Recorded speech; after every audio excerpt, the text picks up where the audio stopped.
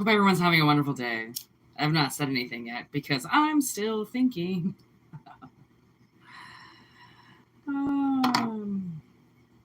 What a day. What a day.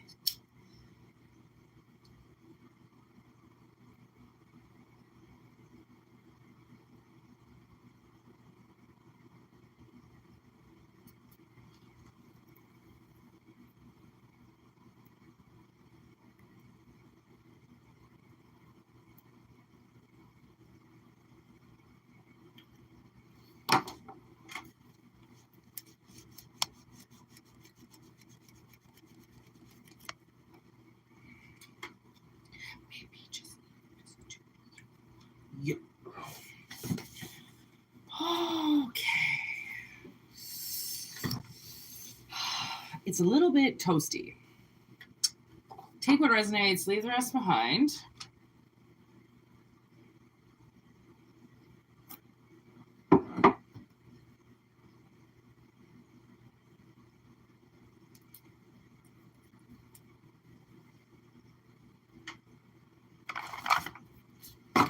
Let's start with the crows. I've been seeing crows all day today. What's going on in the chat? Yo. Take what resonates and leave the fucking rest. All right. If it doesn't resonate, do not worry. Fuck off. Am I frozen already?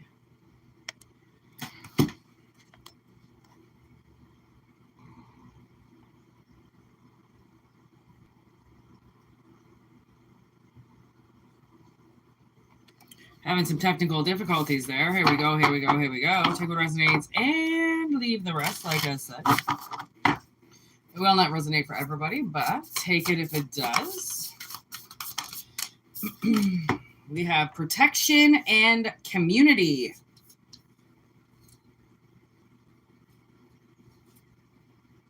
Community in reverse, as if I feel it's a possibility that you are being protected from a certain group of people, certain community of people that could be trying to attack you. Like, these are coming in reverse, and like, I don't take these crow cards like this in reverse. Like, these are not supposed to be coming in reverse. That's the reason why I have them all fucking upright, and I don't, you know, generally read them like that. So now we have exposed in reverse. So with the community, I feel like it's this community of people that are exposing you. Maybe that's what it is. But it seems like Spirit is protecting you. Like, you're this egg, you know, like you have to be protected in order to... There's influence. I don't know, like you might have a huge mission and Spirit is out to keep you protected, because when you're on mission, a lot of times you get attacked because they don't want you to do what you need to do, you know?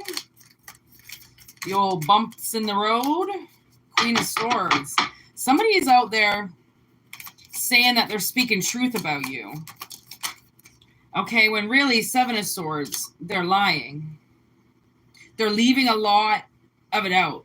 They're saying that they're telling the truth, but I believe only like one part of the story is true. The other, you know, 5 parts of the story are not true.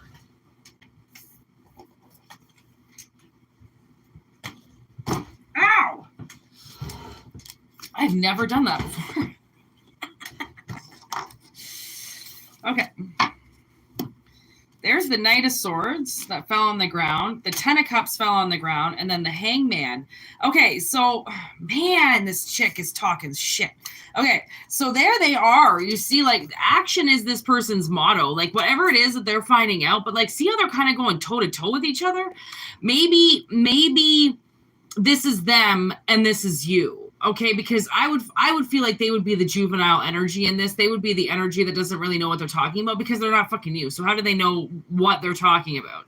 Okay, only you know what the truth is. They can lie about it all they want, but I mean, I hope that the people that are around them are big enough to realize that they are lying. Okay, so this person is leaving a lot out of the story, and I think what you're doing is you might be telling too much of the story because of how much they're leaving out. So you might be on this journey right now where you're exposing a lot of your life and what's going on, and that's because this household of people, okay, that look like the picture perfect idea of a family, they actually have you suspended in order to have this so-called picture perfect family. Like, it doesn't involve you. You got kicked out. You got kicked out of the family, and you're just kind of standing by watching like what's going on with these people because they don't want anything to do with you. Okay, so if they don't want anything to do with you, then why the fuck are they talking so much shit about you? That's what I want to know, because that's the thing. Is like people who are gossiping about people, saying that they hate them, they can't stand them. Why are you talking about them then? If your karmics actually hated you the way that they tell society that they do, they would not be talking about you, because it's hatred. You don't talk about people you hate. You don't even want to know people that you hate. You hate them. But hatred has been misinterpreted for love/jealousy. Okay, if they can't have you, nobody can have you. If you don't want to be friends with them, you can't be friends with anybody. Okay, that's the whole joke about these people. If you don't want to let them lie about you and leave majority of your story out, so then you look like a worse person and they look better, don't be surprised if that's these people that I'm talking about, because right after they say something and you come back with the truth of actually what really happened, not just what they're saying, a tower comes down. Okay, on the bottom of the deck, there's the Four of Wands in reverse with the Six of Wands behind it, which means that whatever these people married on or made a commitment on or had some fancy fake fucking party, okay, you didn't want anything to do with that. You moved on. Okay, so there could have been or can be some events going on with this Ten of Cups, with these Ten of Cups people, and you are not invited or you are not there. Okay, and that's where they are able to talk about you at these events. Okay, these events are designed to bring people together, to bring closeness together, and they use it to divide people. Okay, they use it as a cutthroat party. They use it to gossip. Okay, that's not why this party is designed. And I feel like there's some type of event that's coming up, and you might be in this event with these people. Okay, you might go to this event and see these people or be out and about somewhere in a public place and run across these people. Okay, and I mean, let me tell you, whatever it is, I feel like a lot of this has to do with, like I said, mission work, right? So sometimes when we run into these people, you don't even see them. Okay, they run into you, they freak out because they see you, but you're so set in your energy that you don't even see them. Okay, because the thing is that when you don't have any enemies and you haven't really done anything wrong, you could run around town all day and not notice anybody around you because you're doing your thing, right? You're living, you're existing, you have bills to pay and groceries to buy and cars to wash and jobs to go to. Okay, we don't have time to stop and gawk and look around and see who's there. If anybody's watching us, do we look hot enough? Are we pretty enough today? Because collective might be watching what we're doing. Like, fucking suck a dick. Like, this is fucking ridiculous, fucking child's play bullshit.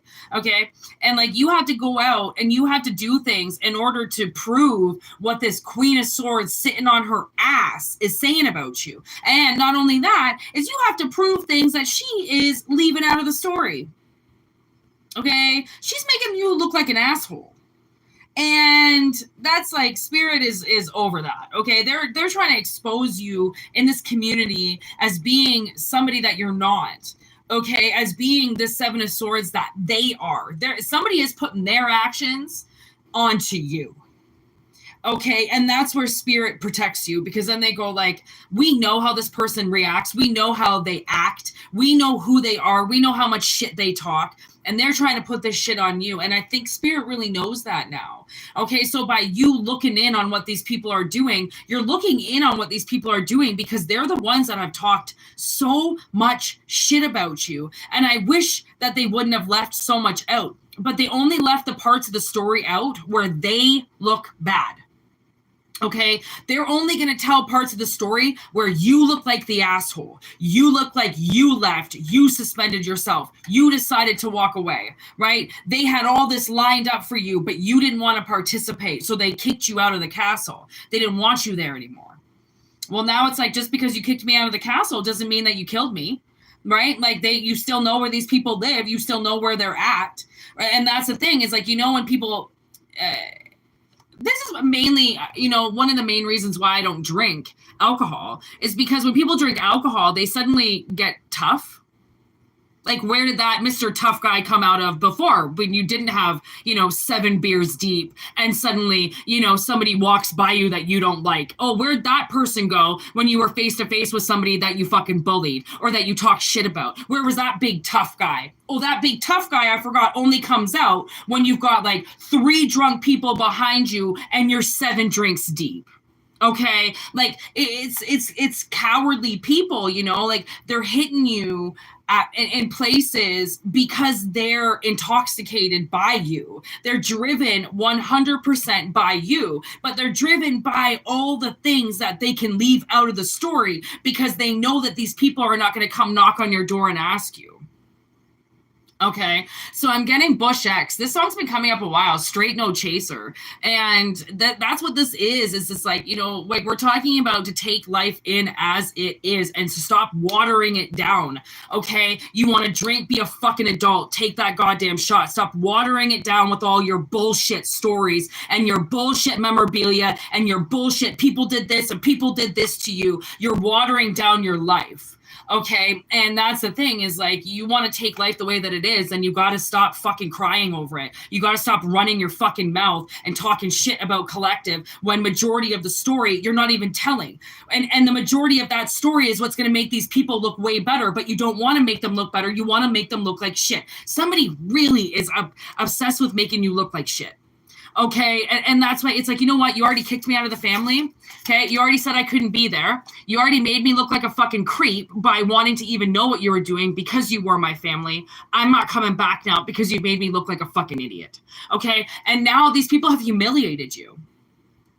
They've been a part of a humiliation project.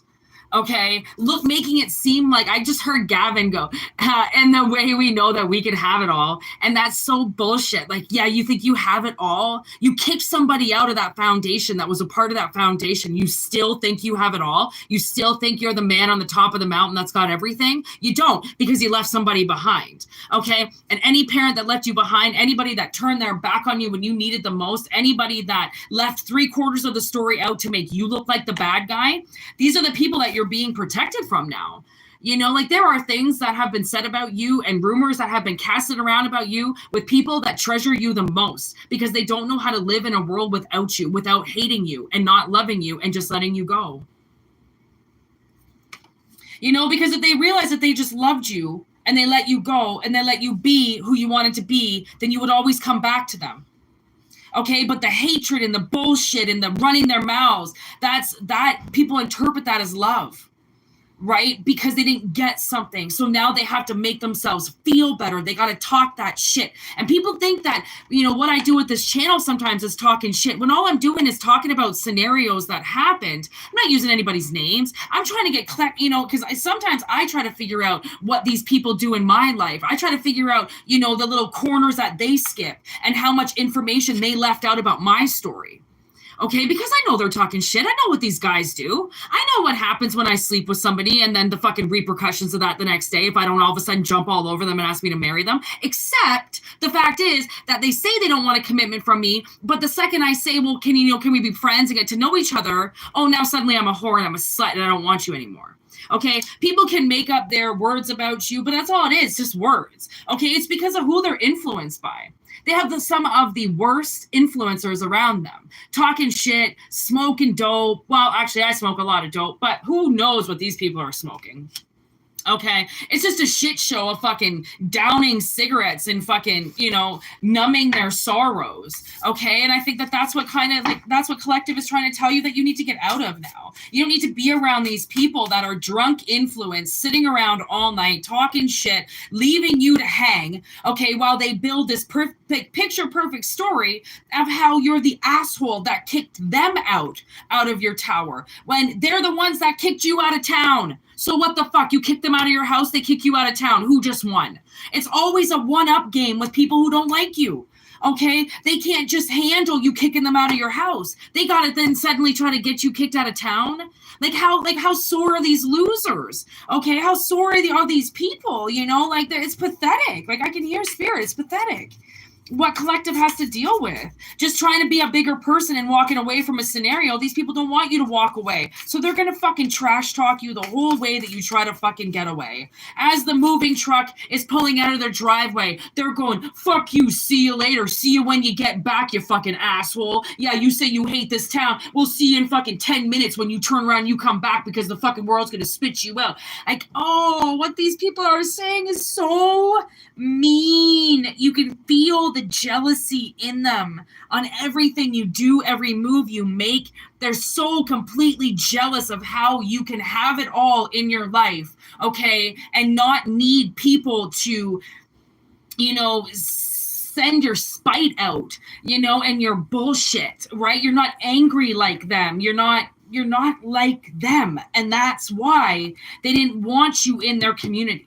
They didn't want you in their town because you're not bred like an asshole would be bred, apparently, in the water that they drank, okay? Like, very, very sad, okay? So we have the upheaval card. I feel like, you know, like I said, you're getting taken out of this.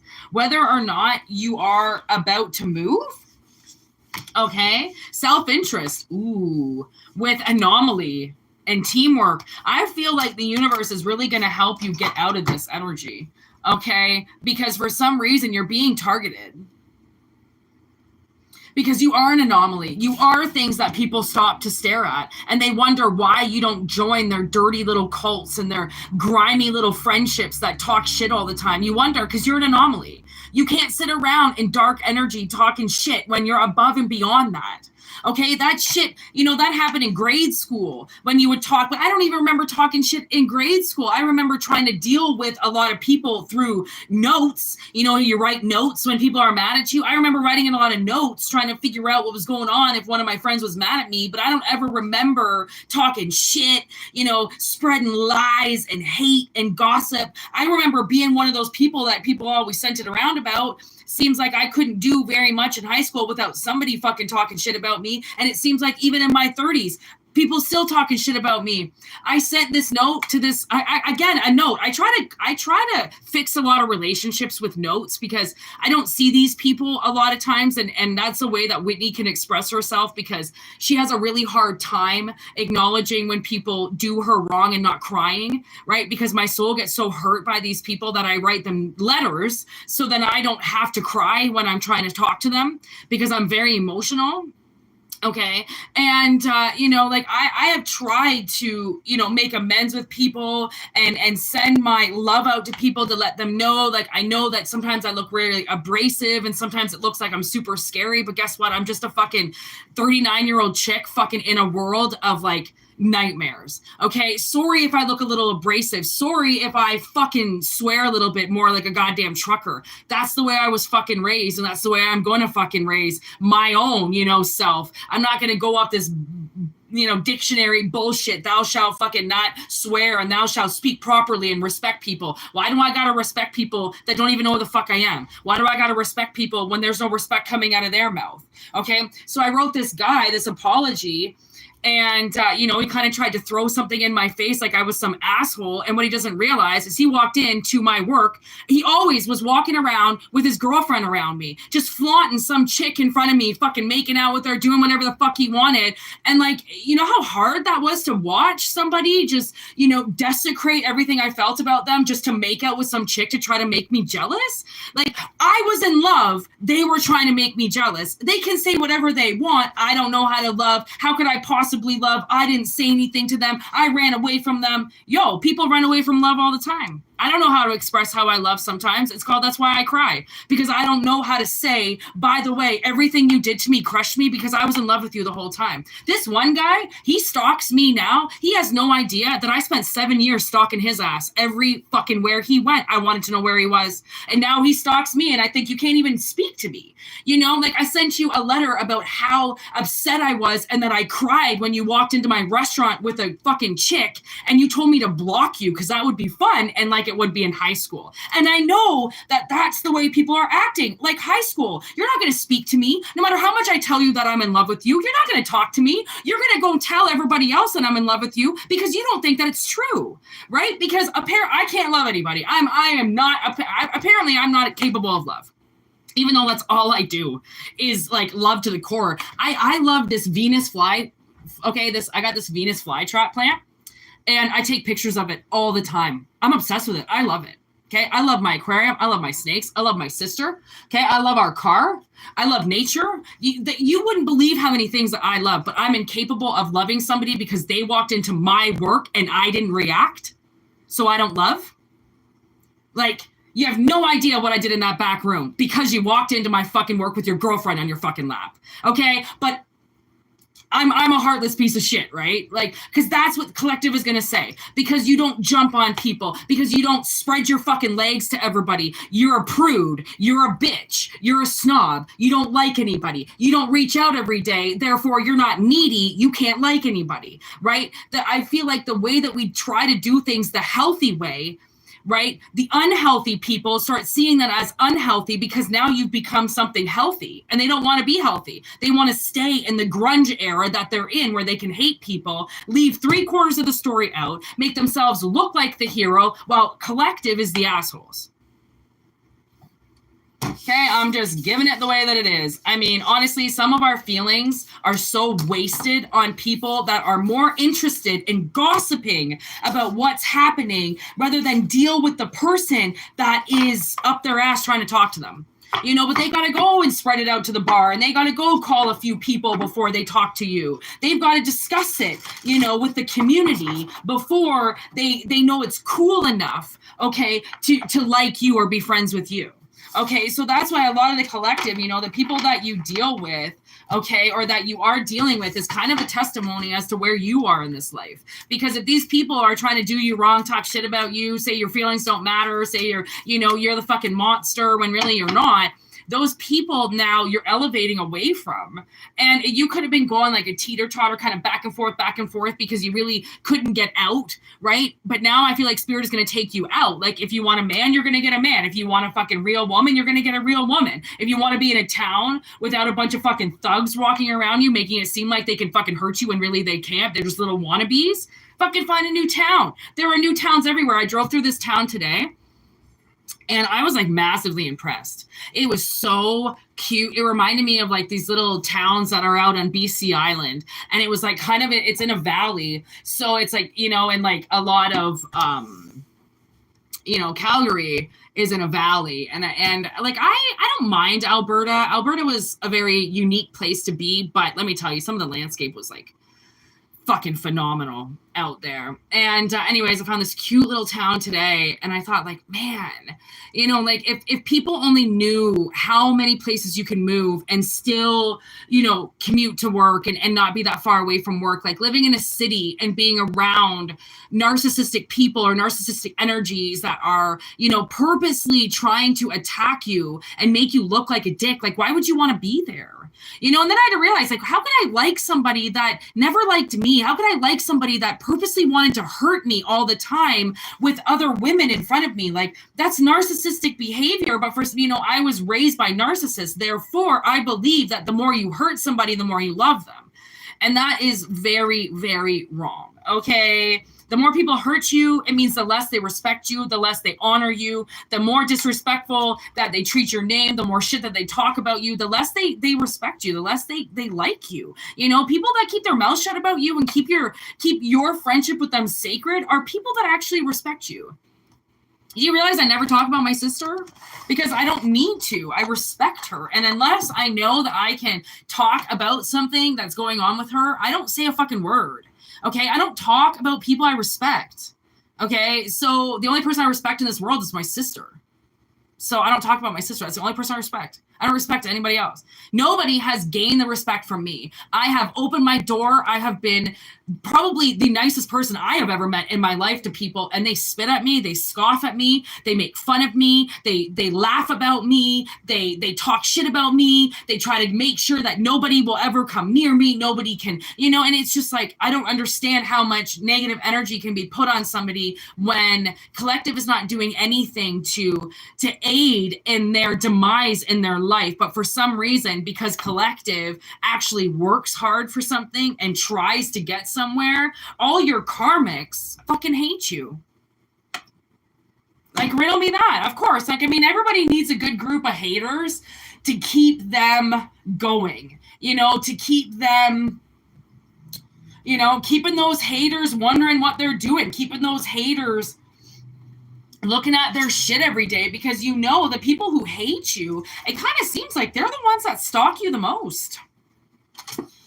So it's true when they say make money off those bitches. Okay, you might as well. Fuck those assholes. Like, honestly, if people want to talk shit, it's probably the worst thing they could possibly do, because it's going to come back and bite them all in the fucking ass, especially if we're talking shit about collective, because collective can talk shit in a different way where we don't have to say names, we don't have to give places, we don't have to give things, and they're watching us and they know we're talking about them. So, like, really, was it worth it going around town and spreading your fucking legs while spreading your lips? Or should you just have maybe shut your fucking mouth, so then this whole thing would have been just easily avoided, right? But, like, people can't shut their fucking mouths the way they can't shut their fucking legs, honestly. Halloween, there's no such thing. Confront the situation head on. Yo, I'm telling you. Now, this isn't really Wicca, but I don't know what that is. I think that's like the witch's religion or something. I don't know. I'm not Wiccan by any means. I think those people think they're fairies or something like that. Do they think they're fairies? Like magical beings. Maybe. I don't fucking know. I don't care. I don't care. There's the star. The star invites you to remember to encounter many trials and make it through due to your resilience and faith in yourself and your journey. It invites you to reconnect with your sense of purpose and guides you through whatever changes are coming your way. Follow your inspiration. Honestly, there's Halloween. Confront the situation head on. Follow your intuition, okay? Like, something is guiding you, all right? And you have to confront this right on. Okay, there's the death card. Cemetery gates, all right? So I feel like this could be somebody around you, okay, could be on their deathbed. And spirit is like, you know, if you want to say something, please say it now, because there's a possibility that you're not going to get the chance to say it. And if this person has done something to you, then spirit is like, you need to confront this head on. If it makes sense and it resonates and that's what you want to do, then spirit is like, confront it straight on. Because if they reach those cemetery gates soon and you don't have the ability to say anything to them, you might really regret it. Okay, and there's the bond card, again with the crows.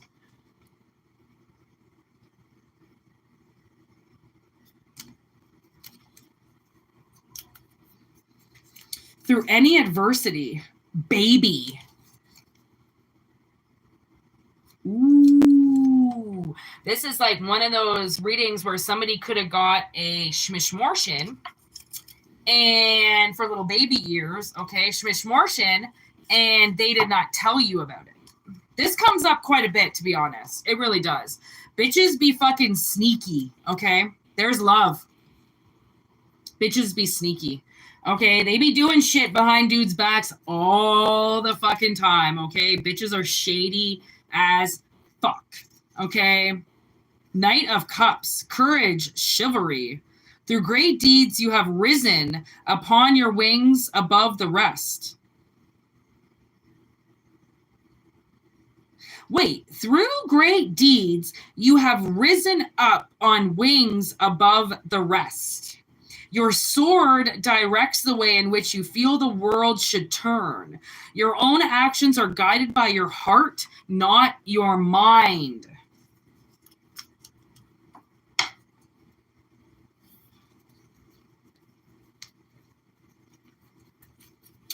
Okay, there's Jaws. Okay, so there is a kind of spin on this where there always is. Okay, that's why it's like take what resonates and leave what doesn't, because it doesn't resonate, don't worry.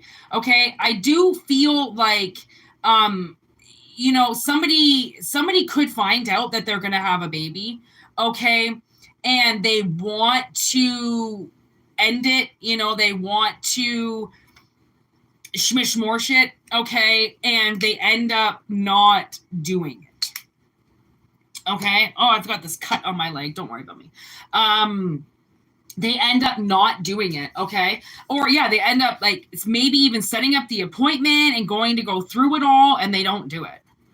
Okay. The only reason why they feel like they can't do it is just because they feel like they're not prepared enough for it. But just because you're not prepared in the moment for a baby, it doesn't mean in 8 months, okay, you're not going to be ready for it. Okay, that's the thing. Like, that's what Spirit's saying is like, yeah, okay, that's why it takes 9 months to have a baby. Okay, even if you're 3 months in, you still have 6 months. That's a long time.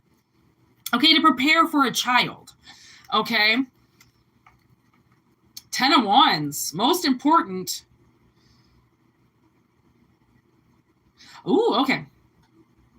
This is about Quasimodo. Okay, Quasimodo was born with a disfigurement, which he condemned as a burdensome life. His days are taken up with minimal tasks, and he is scorned and humiliated by people of the city. However, he can still see beauty in the architecture of Notre Dame and in the face of Esmeralda. Most important, he is still able to experience the miracle of love. Okay, so maybe you feel like you're a baby and you can't love. Maybe you feel like you're a baby because you've never loved. Okay. And Spirit is like, there's initiation. Spirit is initiating you to fall in love. Okay. And even if it is with a baby, okay, or the idea of a baby or growing up into a man, okay, put this burden down. There's vision or loyalty. I'm sorry. Number 33, you have chosen this. You have chosen the symbol of loyalty, and this means you are being called to stand up for who and what you believe in. Okay, so honestly, just because you've never loved before, and it doesn't matter what that is, okay, it doesn't mean that you are not capable of it. It just means that you haven't found anybody worthy of that love. Okay, there's Empress. I feel like when the Empress shows up, okay, she is ready for love. She is ready for all things love. She is ready to be introduced to love. She is ready to have a baby, okay? She is ready to bond with something. That's what I feel like. Somebody is ready to bond with something. There's the 9 of Cups. Earthly joy. You have worked hard and you've loved harder. You're labored mightily to create a good life for yourself and those around you. And now it's time to enjoy the benefits. Take a moment to indulge yourself or pursue something you believe will make you truly happy. You deserve it. Honestly, like this is just leading all down the path. There's the heart. Oh my God. That's like 3 aces of cups. Honestly, that just with a star card, I mean, come on, you guys. Whoever this is for, whoever's watching, whoever's in the live, okay?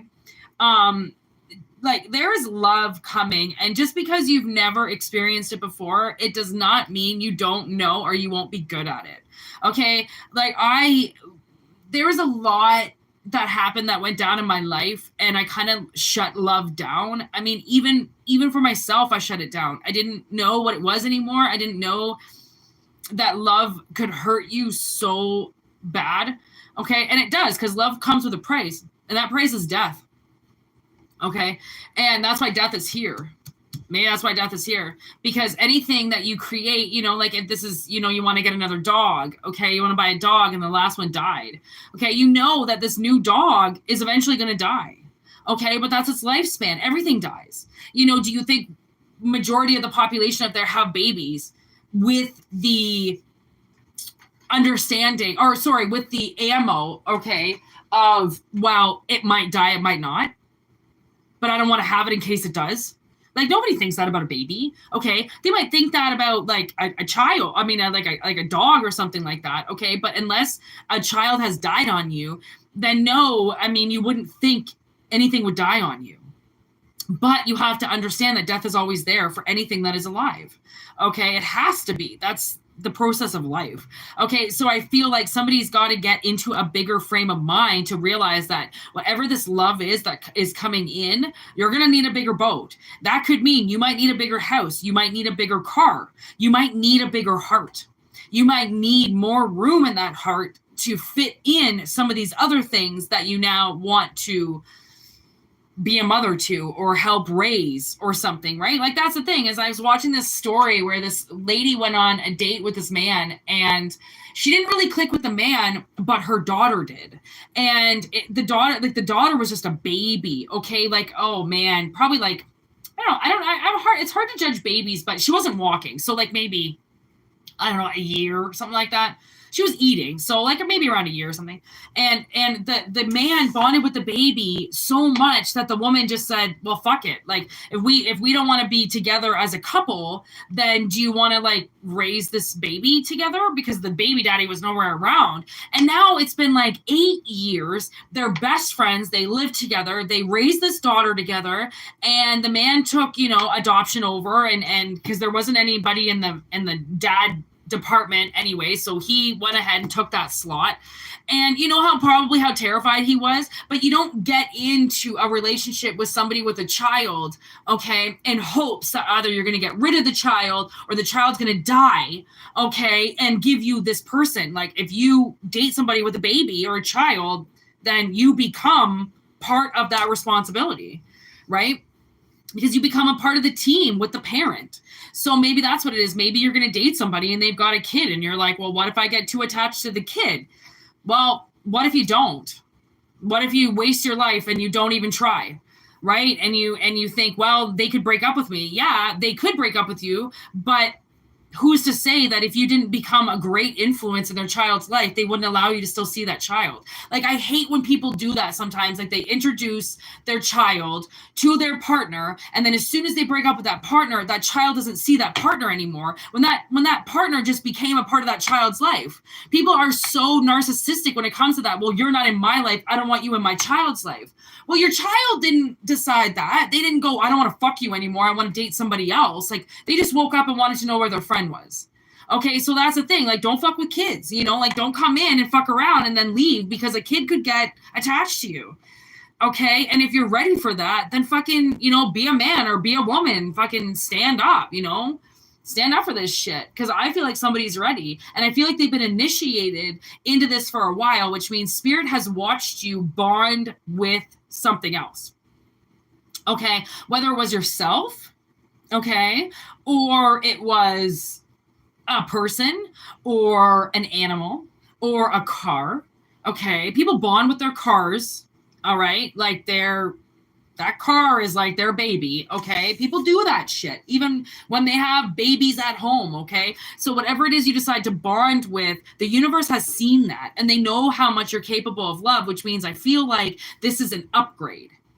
Okay, it's like, oh, okay, because like, I mean, the universe will do that if they know that something is in need of love, okay, and permanent love, not displaced love, not, okay, I'll love you today and discard you tomorrow, or I'll love you today, but tomorrow I'm going to need a day off. This is like unconditional love.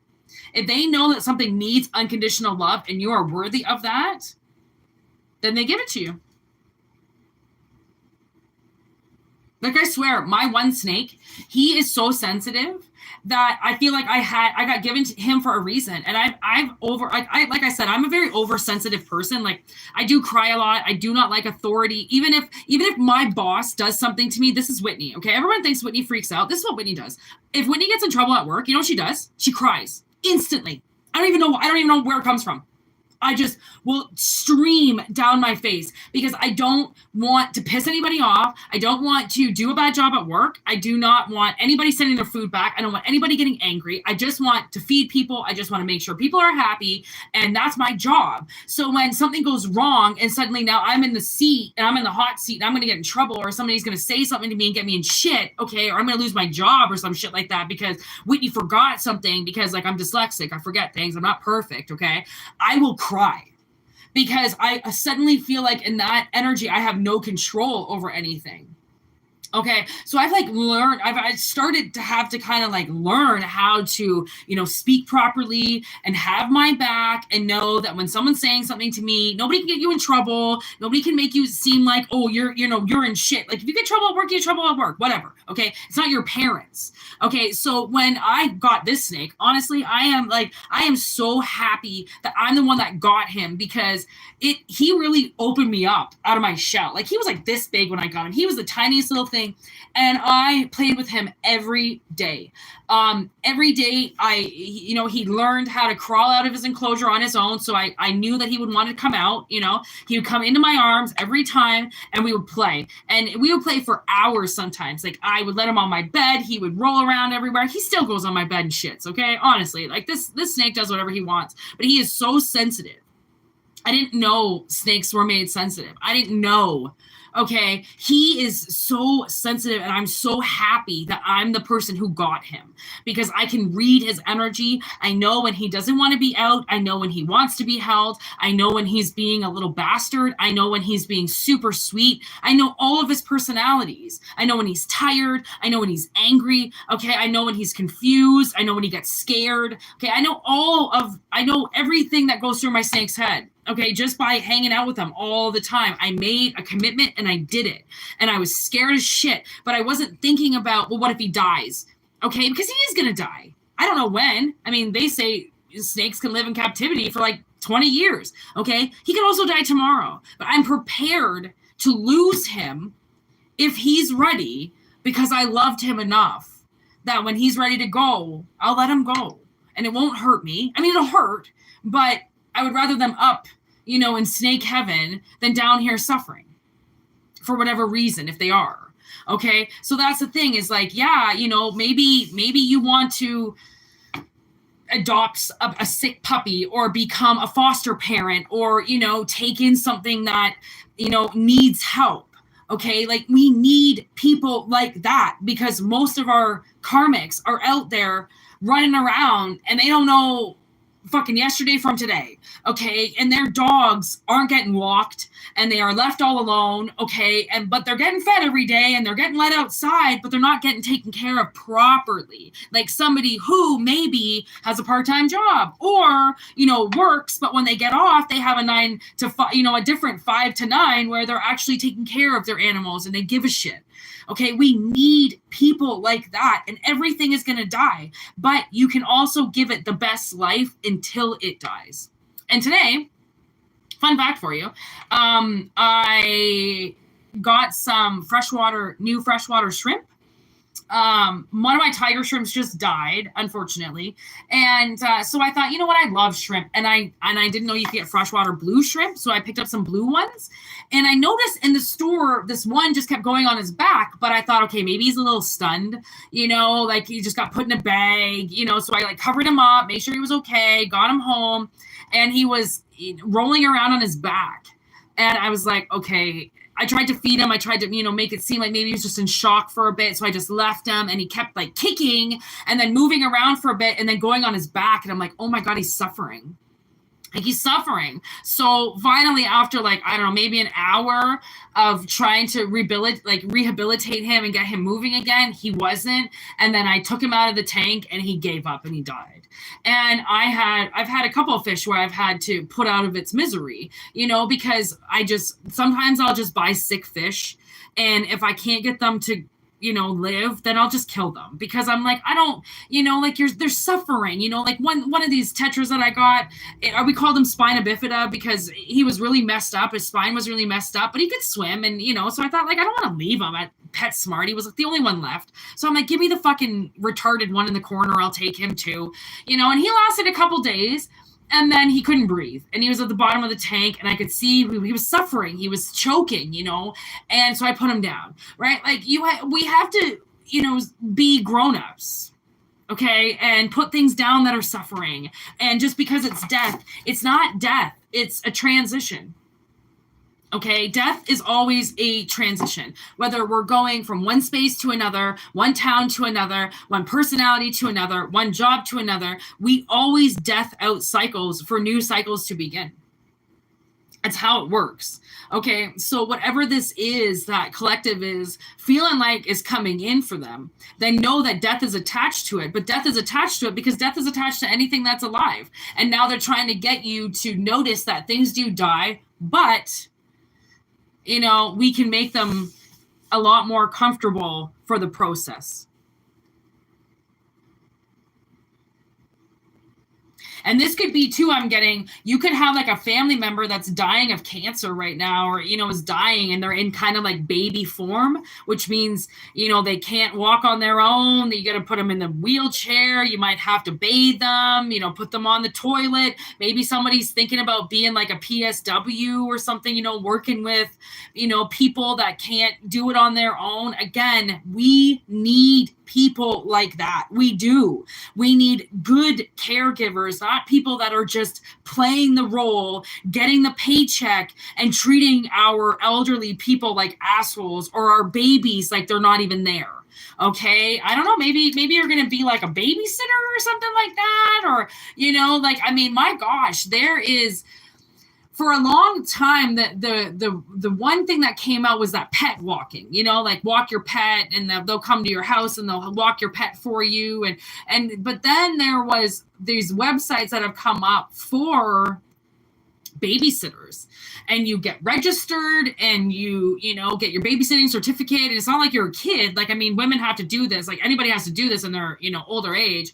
And then you have to get, CPR certified, and first aid certified, and then you go on this website, and then people can pick you as a babysitter, which is super fucking creepy. But if you just moved here from another country, or if you're new in town, then you might need a babysitter. Again, anybody that is thinking about inviting somebody into their home, I always say, please use those motherfucking cameras that are given to us by the grace of all of the nerds in the world. Okay, set up those cameras, make sure your loved ones are safe, and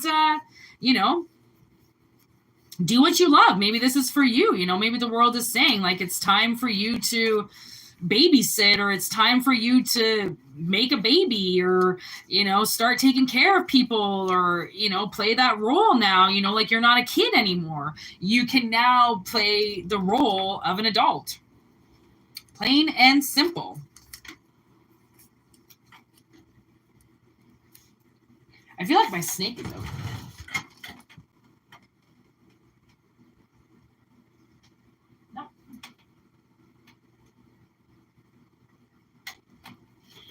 Nope, they're both going into shed.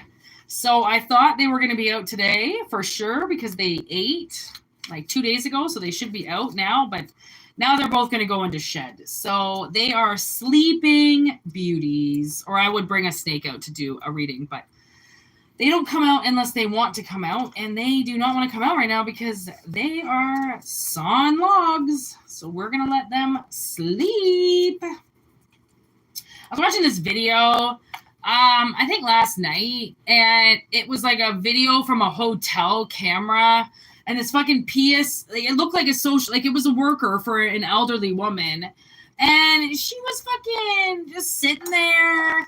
The old woman was like wrapped up in blankets and shit, and still cold, and she was trying to tell the PSW that she wanted to go inside because she was cold.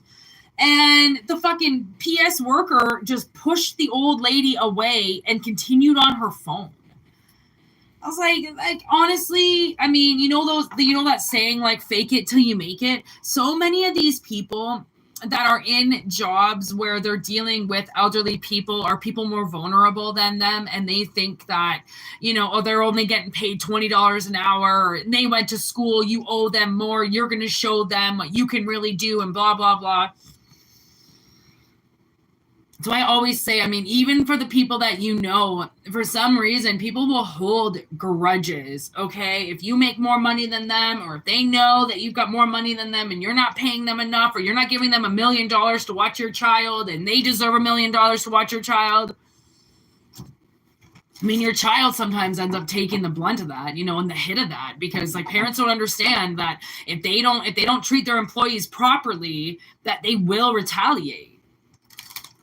You know, they'll just say, well, we'll fire them. We'll find somebody new. Somebody will work for our shitty pay and our shitty fucking standards. Yeah, they will, but they'll also fucking rob you, okay? And fucking fuck with your kids and fucking fuck with your vehicle and fucking try to kill you after work. And, oh. Anyways, let's move to the next reading, people. As I say that,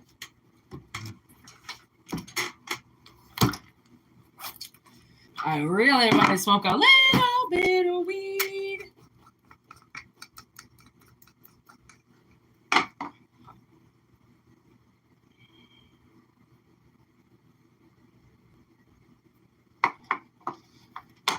I had to add some cloves of garlic to the tank because the acidic level is too high, and one of my snails is not doing good. The other one died.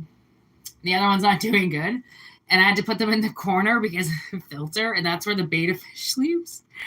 Oh, he gets so angry when I do stuff to his tank because he just wants me to leave him alone now. He's like, what the fuck is this garlic shit?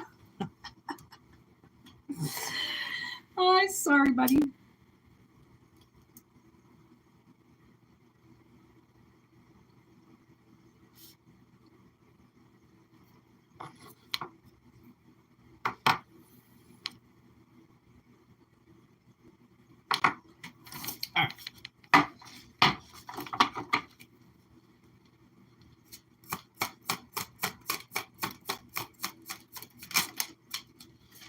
Boogeyman. Why wasn't it Halloween that came out on the last reading? There's Scream with the call. Texas Chainsaw Massacre with dinner. It's like somebody's going to pop up. I feel like this could be some type of offer. Okay, somebody might offer to take you out, pick your brain. Okay, neighbors, somebody that you know. Okay, so I feel like somebody that you are, I feel like in contact with, or maybe these used to be your neighbors or something like that. Or like, I mean, you could, if you live in an apartment building, this could be somebody inviting you to like an apartment party. Okay.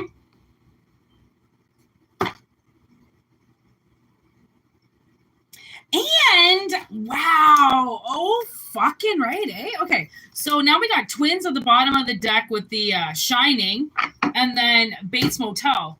So I feel like if you get invited somewhere, okay, especially out of the blue, okay, somebody like just calls you up, invites you somewhere, go. If this feels right, I always say don't go anywhere alone, get a buddy, have a partner system, but I feel like you should go to this, especially if there's some type of, they say like there's a dinner involved, okay, or there's going to be food there. I was never told this as a child, but if you get invited to a dinner party, bring some food, okay? Or a couple bottles of wine. All right, be nice, okay? So I feel like somebody, if this is resonating, okay, then this is going to be some type of arrangement with food, okay? Almost like a food truck. A food truck could be coming, or it could be catered, okay? It could be catered event. they're like, you should go to it, because the reason why they're saying you should go to it is because I think you're going to meet somebody there. Okay. And there could be a motel in the vicinity. Spirit's like, stay at the motel. If there's somewhere that you can stay in town, do not drive outside of town, because they feel like you are going to get drunk. Okay. And if you get drunk, they are not going to want you driving home. In another sense, they do not want you having a one-night stand with this person either, but it could be a possibility. You could end up meeting somebody that you knew in the past, and you're like, oh my God, you're staying at that motel? So am I. You guys end up partying for the rest of the night all by yourselves at the motel. Okay, something really cool might happen. Okay, but that's the thing, is like, you got to be in the moment. You got to be willing to take an invitation every now and then, and this is a big invitation. Okay, I feel like it's because these people know you, or if they don't know you, then it might be kind of weird, you know, like, okay, I got this invitation from somebody I don't really know, and like, I don't really know the people. That's why I'm like, bring somebody. Okay, and honestly, there was this one time my friend, she invited me to a pig roast, and at the time I was vegetarian. And I did not know anybody there. Okay. The only person I knew there was her dad, because we grew up together. So I knew her dad, obviously her stepmom. I don't think any of her siblings were there. This was like a hick party. Okay. Out in the fucking bush. And she was like, you have to come. And I really didn't want to go because it was a fucking pig roast and I was a vegetarian. I was like, what are the odds? Okay, but I went anyways, and I had the fucking time of my life. Honestly, it was all of these hick people, okay? And I do really well with older crowds, okay? Older women, the fatter the better. They just tend to love me, okay? Fat women love Whitney, okay? And I love them right back. I don't know why, but for some reason, you know, the only women that really like me are women who are okay with their bodies. Okay, like, I can only hang out with women that are, you know, like, they're just good to go, confident. They know that they can't have somebody else's body. They know they can't wear my body. They're good in their own suit. Okay, so they will really like me, right? Because I'm okay with my body. I don't, you know, like, if you're not okay with yours, I'm sorry about that, but no, you cannot have my skin, because this is the skin that I'm in. If I'm not wearing my skin, what am I wearing? Yeah, nothing. Don't think so.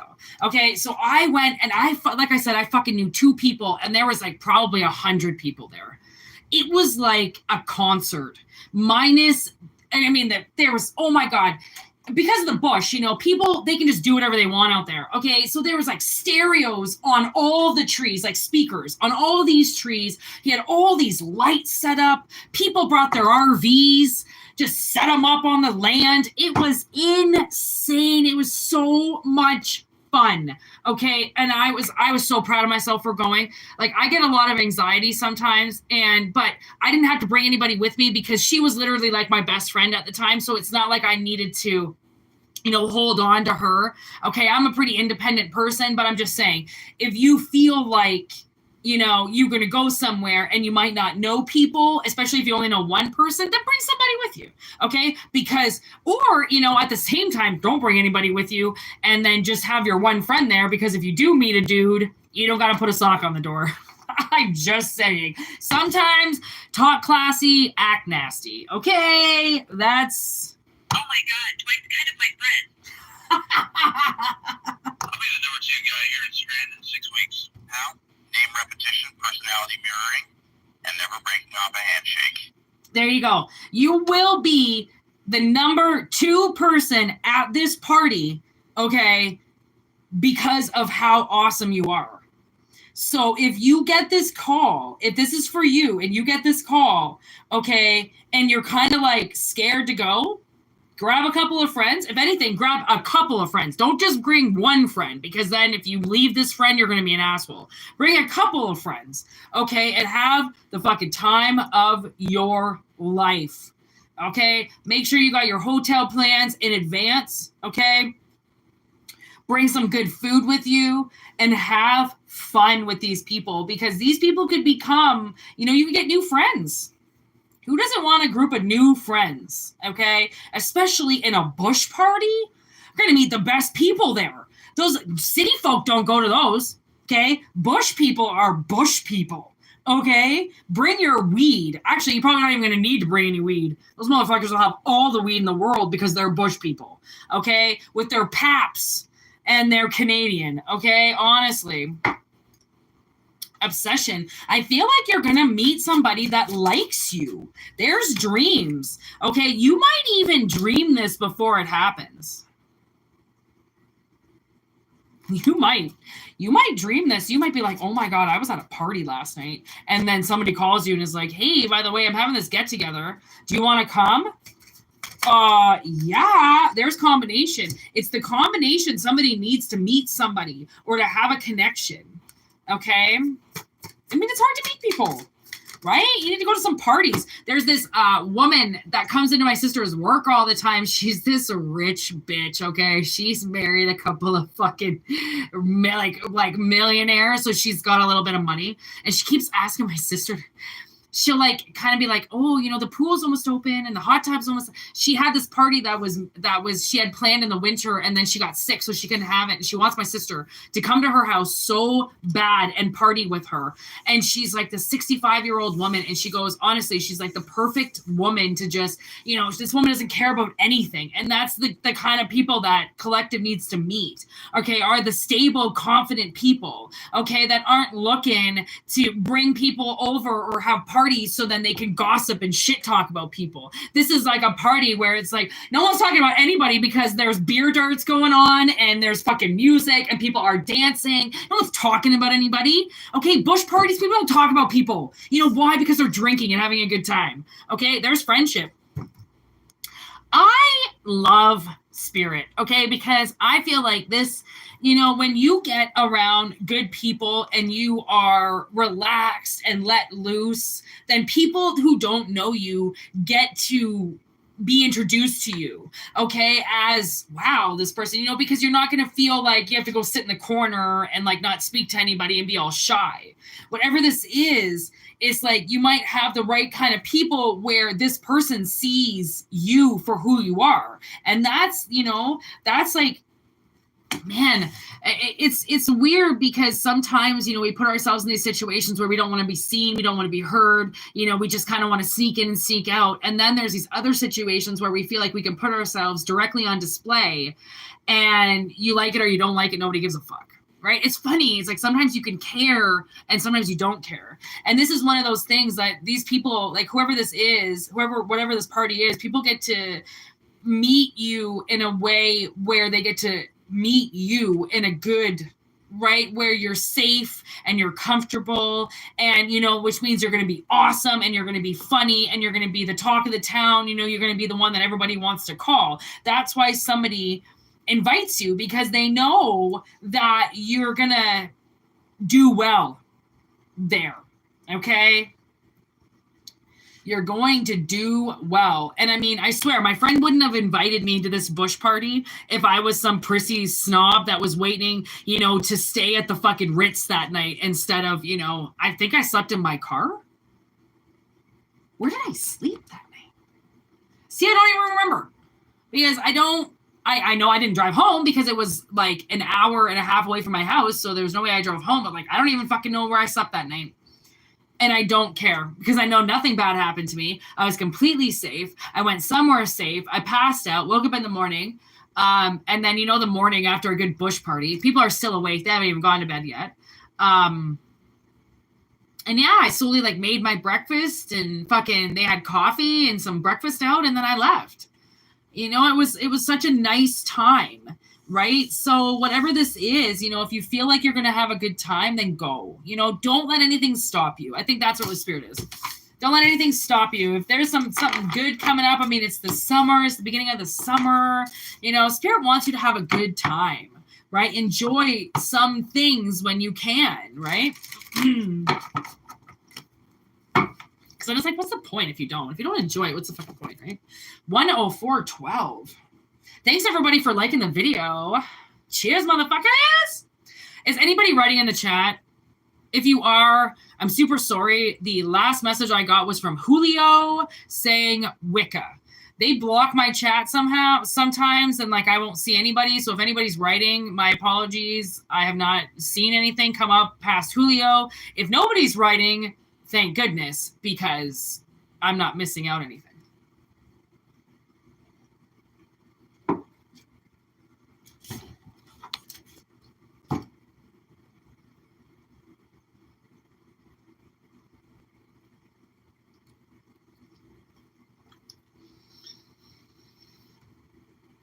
In the way we know that we could have it all.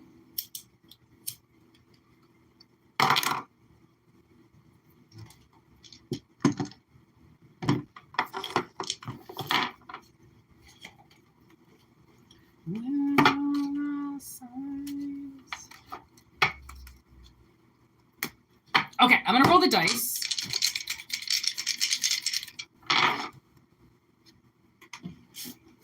Man, we had this the other day. Okay, so the north-south node, can you see that? See how that looks? It's like kind of like a horseshoe, okay? Look at Leo. If you can see that. It's kind of the horseshoe. It just, that other little ditty doesn't attach like it does in this one. We had this the other day, and I thought, man, those are so close to one another. Now I can't find, there it is. Okay. So we have the north node in limbo, okay, with Leo in the fourth house. So the fourth house is Cancer, roots, home, childhood influences, youth influences. There's those influences that did collective oh so well in the past and are currently doing, apparently. Okay, so, and then fucking north-south node in limbo. Somebody's not moving.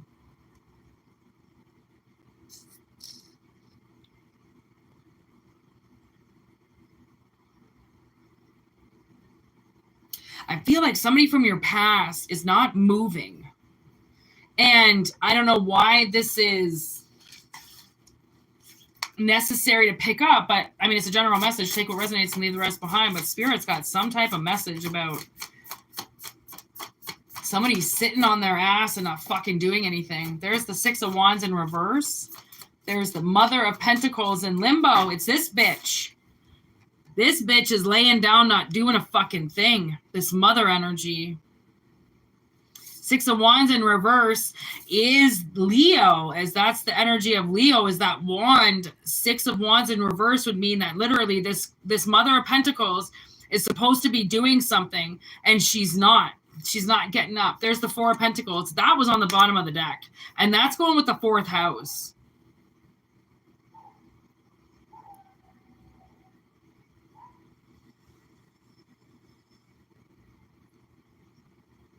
I really feel like there is a feminine energy here with this Queen of Pentacles that has been forcefully keeping money away from you.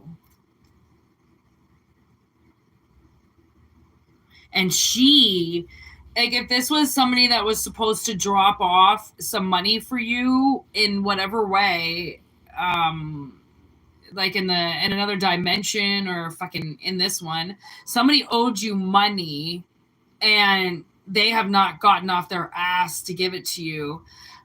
In fact, they are going to do the opposite and they're going to hold on to this money. There could be literally a check with your name on it that this Mother of Pentacles is purposely not giving you. And she knows checks expire.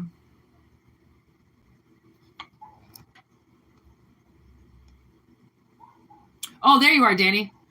No, I don't think you have to block anybody. I just wanted to make sure that nobody was writing in the chat. Thank you, Danny. I should always know that you are here. You just don't speak all the time. Okay. King of Pentacles on the bottom of the deck. Spirit's like, look on the bottom of the deck. And I'm like, what the fuck is going to be on the bottom of the deck? That's not good. That means that Father of Pentacles is working with this Mother of Pentacles, and he knows that she's not moving with this money, and he knows why. You see how he's thinking about that pentacle? Like, look at, he's got that pentacle in between his antlers, okay, but he's like, look at his eye. He's kind of like, the way his eye is, he's kind of, the way I can see it is he's kind of looking up at that pentacle like, okay, I know what my wife is doing with this money, and I'm sure as fuck not going to give it to you. If she doesn't give it to you, I'm not going to give it to you. So now there's the 10 of Wands in reverse. Now Spirit has picked up that there is a witness to this person purposely holding back this check because they know that checks expire. And eventually, if they hold on to it long enough, you can't get the money at all.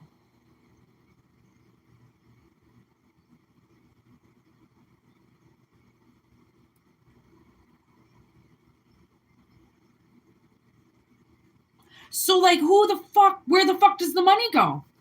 She's probably hoping to get it. She might be the estate bitch. Father of Swords. I feel like that's some type of attorney now that has stepped forward. Because look at him. He's so assertive.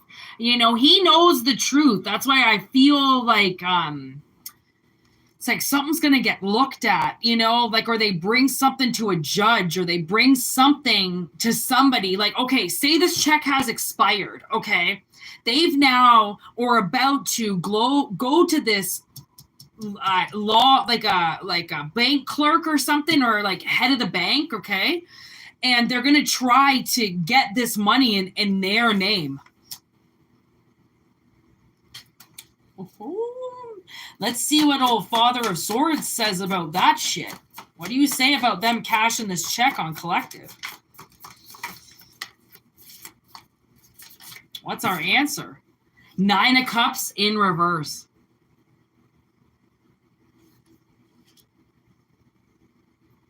I feel like he's gonna block. They've got wishes lined up with this money. Okay, they want to do stuff with it. They've got 9 wishes. Okay, I feel like a lot of it is maybe travel. They want to buy themselves stuff. They want to fulfill. That's why this father isn't saying anything, because he knows that if the mother keeps the money, it'll make her happy and she can buy herself stuff.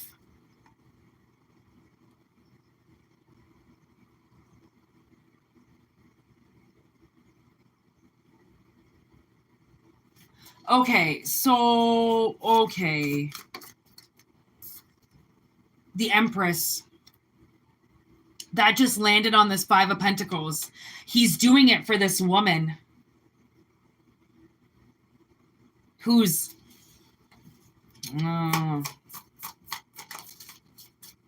I think he thinks that whatever she does with it is going to make her better, feed her soul, but it's not. It's just money. It's going to run out. Daughter of Wands in reverse. She's going to blow it all. She's going to ruin it all. And he's like, but she can buy herself a new life and a new wardrobe and a new this and a new that. And you're like, well, she's going to fucking take all my money. Like, she's going to ruin this. It's 6 of Wands in reverse. She's not going to better herself. If she was going to better herself, do you think it would be like this?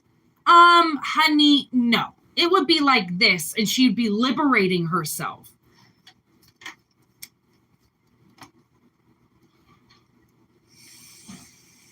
Like, she's got that pentacle on the brain, and he wants her to have this money.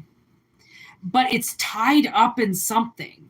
Okay, it is. And lucky for that, I just heard Spirit say, lucky for that. There's the 4 of Wands in reverse with this 4 of Pentacles, okay, in this 4th house. Honestly, that's 444. 10 of Wands in reverse. Like, they get blocked. But they don't think that they're going to get blocked, you know? They think that they can talk to this Father of Swords here. Okay, this King of Swords, and he's just going to give them the money. No. there is the 9 of Swords. Look at how anxiety ridden these people are. Okay, this shit, it's gotten into their jawbone now. Okay, like they can't. There isn't a lie big enough to tell to get this.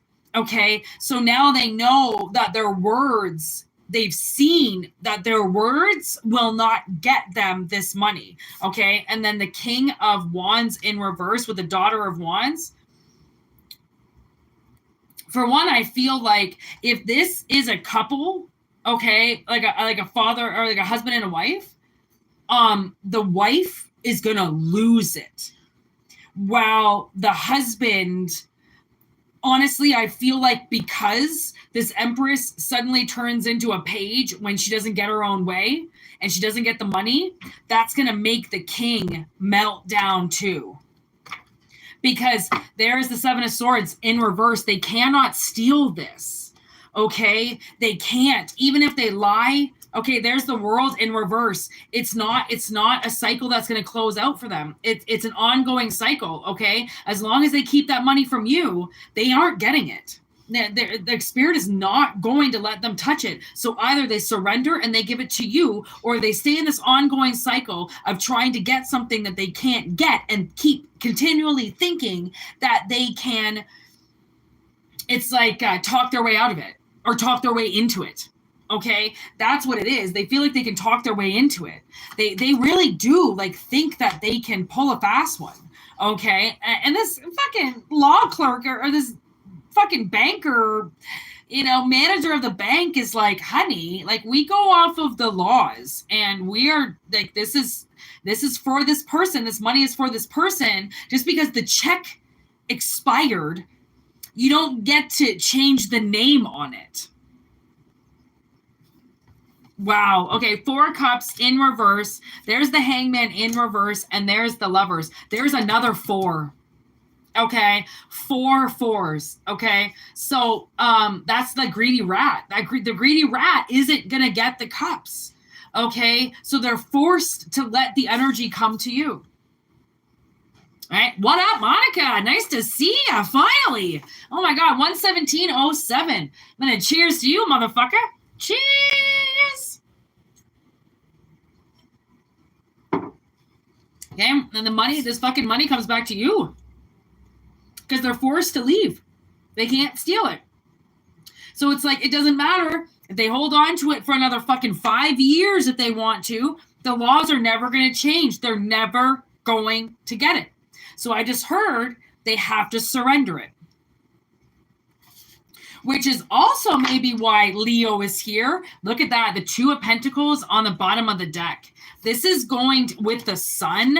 Oh, that 10 of Wands again. Okay, these people put your back up against the wall, not giving you this money. Okay, this money, whatever it was, I mean, the universe, they know about money. That's not stupid, but it doesn't always manifest as money. Sometimes it's like career choice, hourly rate, stuff like that. Okay.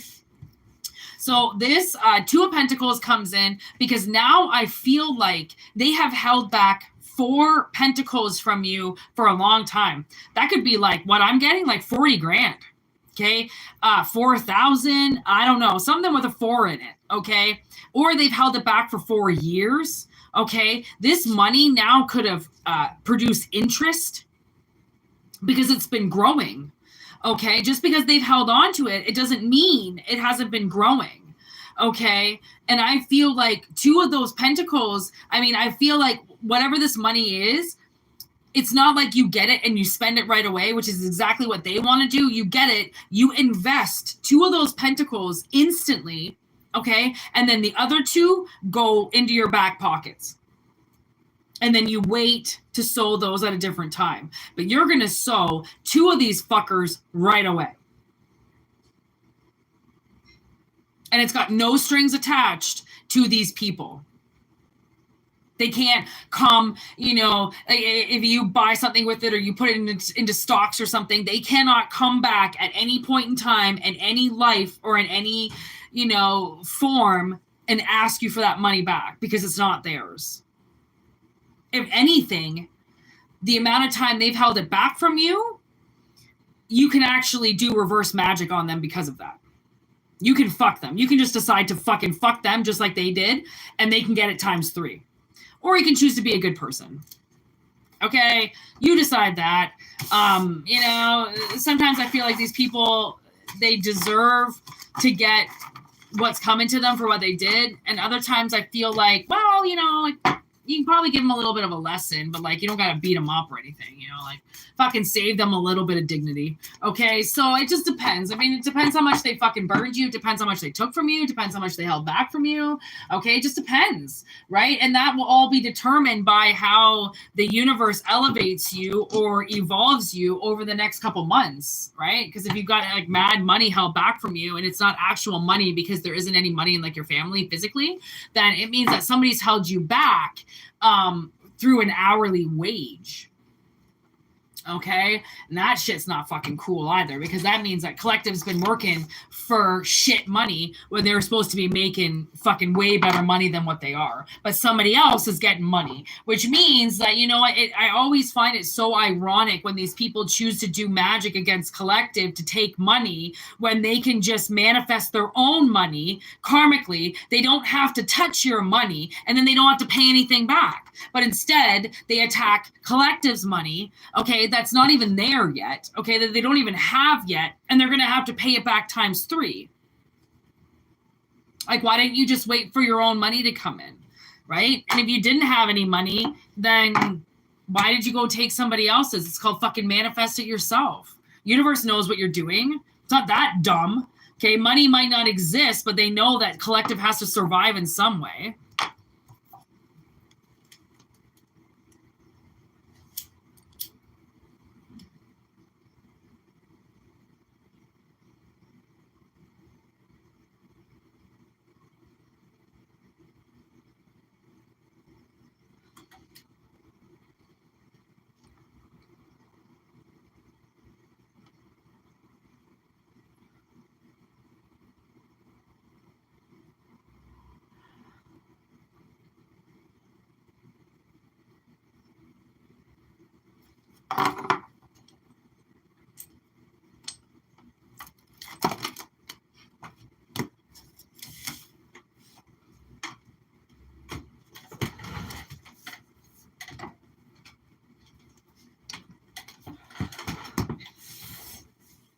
I keep dropping cards. I don't know what the hell is wrong with me. Is that even... There's the rest of them. Okay. I'm going to do the ruins. These are what you bought. Oh, Monica. That's what I was going to say. So these are the cards I bought with your donation. They're really pretty. I'll do the next reading with them. And I bought these ruin stones. That's why I emailed you today. Well, I still haven't read my emails because you know what I did is I'm a workaholic and I don't stop working sometimes. So because I have a stalker, right? So I went in, I changed all my passwords on everything, and I signed out of that Gmail and put that Gmail onto my tablet so that I would stop looking at emails so much because I tend to just work. So I have not looked at your email because it's on my tablet and it's called my work tablet. And usually I take Mondays off, but I'm like, okay, I am just going to stop working so much. Okay, so your email is there.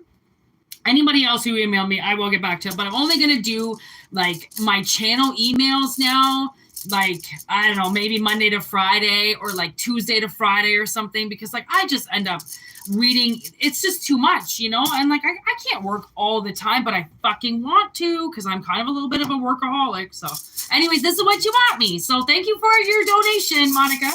It went a long way. So we're going to pull out 3 ruins. And we got our little book here. That's not the right book. I think I just dropped that book on the ground. I can't stop dropping shit on the ground right now.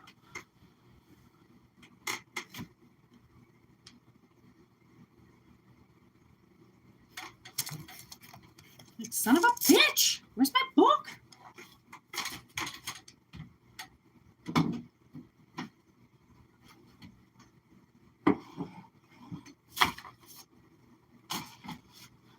So sometimes I tidy up and I lose my shit.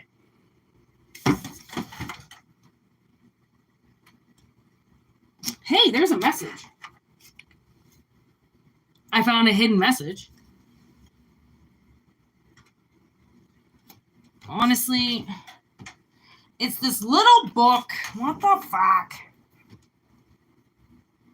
And I can't read the ruins without the book. Oh! Yes! Oh, back on track. Here we go.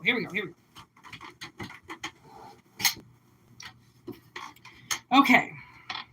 Ooh, we have... What is that again? Is that the wealth one? Wealth ruin? Letter T. Leadership. Warrior. Balance. T-wise. Self-sacrifice. Victory. Okay. So that's the first one. We got T-wise. Second one, we got...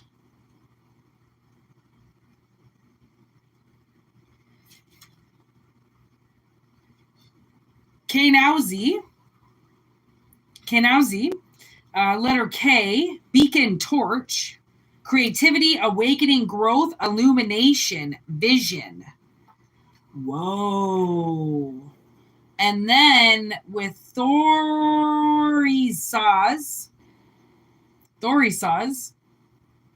with giant, Thor energy, luck of protection. What? Okay, so... Spirit, this is for somebody who, Spirit knows that you have made a self-sacrifice for something, okay? And that sacrifice is now awakening your luck. That the heart fell.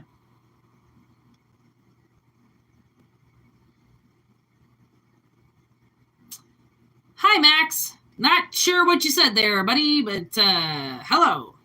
Hello, ma'am. Oh, man, did you just call me ma'am? Oh, God. Am I a mother? No. Okay. I like this. What are you saying to collective? We have a lot of cards. Here's karmic relationship. The Grim Reaper, sunglasses. And then with cassette in limbo. Then we have the golden mirror in reverse. Wedding rings in reverse. Abundance, boat, and girl talk.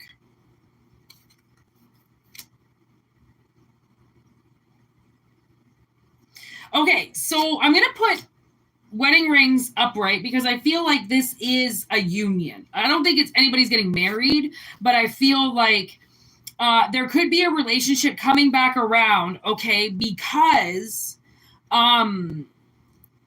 somebody is like deserving of it. Okay, so you could have sacrificed, this is usually when this comes up, is when you have sacrificed a relationship, okay, for the better good.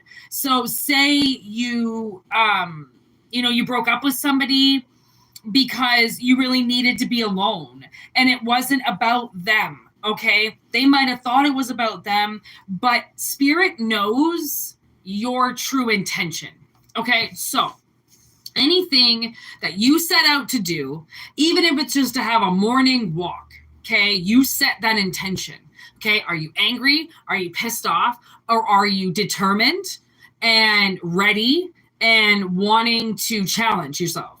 Okay. Spirit knows what your intention is the second you make the will to do what it is you're going to do. Okay. Because it's some people can go, okay, I've got to go to work and put a smile on their face because they know they have to go and there's no other choice. And some other people will choose to go, I have to go to work. Fuck this. Fucking assholes, blah, blah, blah. And just like total pissed off. And then everything goes wrong. And they're like, well, fuck it. And they blame it on everybody else. And it's like, you set your intention when you leave. You set your intention when you wake up. Okay. You set your intention to everything that you choose to do.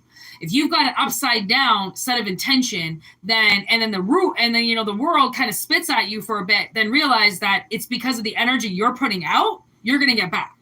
Okay. People who put good energy out receive good energy. Okay. So I feel like you have an ex-boyfriend out there, or an ex-girlfriend, some type of relationship that you had in the past.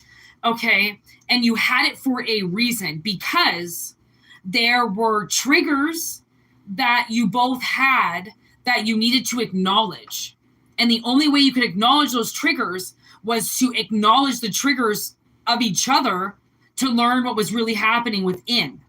Okay. And then that relationship was done, because it wasn't really supposed to be a relationship then. It was supposed to open up the door to something that you needed to heal. So then you could kind of grow, transform your life, become an adult. Okay. Work, live, love, laugh. Okay. Have your mission. And then you could come back together. There are people in this life, I truly believe, that have missions together, okay? They're soulmates, they're partners in crime, okay? Whether it's a sexual relationship or it's a partnership, whatever it is, I believe that those partners are set to come in at a certain time, and they will come in, okay? Now, a lot of us, because we are collective, we have been through mind eye-opening situations, okay, that we know that we do not need to be in a relationship our whole life. We know that we can leave our karmic relationship when we are ready, when the lessons have been learned. We can close that chapter, walk on, and know that yes, okay, it didn't work out, but man, did you ever learn a lot. And that's what relationships are for. They're to teach you so many things, okay? Because we're all learning. We're all in the same fucking boat, okay? People who they just make it seem like they know what they're doing, either they're bullshitting and they're just trying anything and they're hoping it works, or they've gotten really good at something because of how many mistakes they've made. Okay, mistakes are there, so then you can get better at things. If you mastered everything, then you'd be an ignorant fuck. Okay, people who have to try in order to get things done become very humble, because they know that they will try and try and try until they learn. And if they don't learn, they will give up. And if they are persistent on learning it, then however many times they fail is that many times that they've gotten up and tried again. Because it's not about failing. It's about how much you learn. Okay, failure is just a way for you to realize that either you know what you're doing or you don't. And if you don't, you simply have to learn more. Okay, so now we're getting Thor's protection because, oh my God, look at on the bottom of the deck. LOVE, okay? So we've got Thor here because Thor would be that protection to say that strong-willed, that are determined to beat their demons, okay, and cycle that out and become better people, okay, sometimes deserve to have those karmics come back around again, because there are no more triggers anymore. There isn't any more resentment between the two of you. You've let each other go. You've moved on. You've lived, you've loved, you've learned, and now you come back because you're destined to arrive back at each other's doorsteps.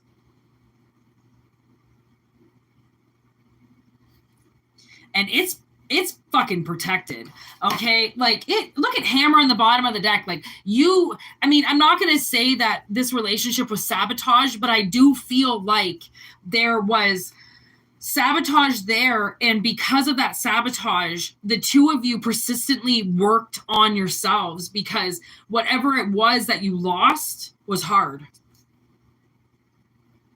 And that's a sacrifice. I swear, somebody sacrificed a relationship so then you could come back later, right? Because if you had been together, if you had have gone through it thick and thin, you might have fucking hated each other by the end, because it wouldn't have worked out anyways, no matter how much you faked it, okay? And not really faked it, but how much you forced it, okay?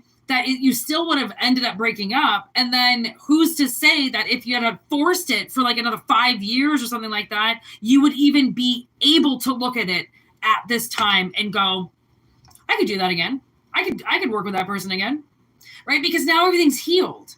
But if you had continued it, then one of you could have ended up in jail. One of you could have got arrested. Something awful could have happened, you know, like bad, because there were so many triggers there before. There aren't triggers there now. And maybe you would have never gotten over the triggers if you didn't end the relationship, because you've never met another person like that. You were supposed to trigger each other for a reason. Nobody else had the chance to hit those buttons. Only you. With each other.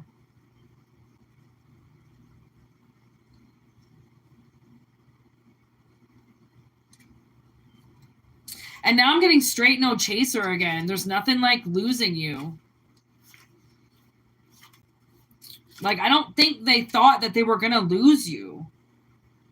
Right? Because, I mean, it was meant to be, you know, like a lot of these things are meant to be. Then, you know, these relationships, they get so fucking mad because you have to walk on. They don't realize that, you know, by letting you move on, they are giving you a chance to heal from it.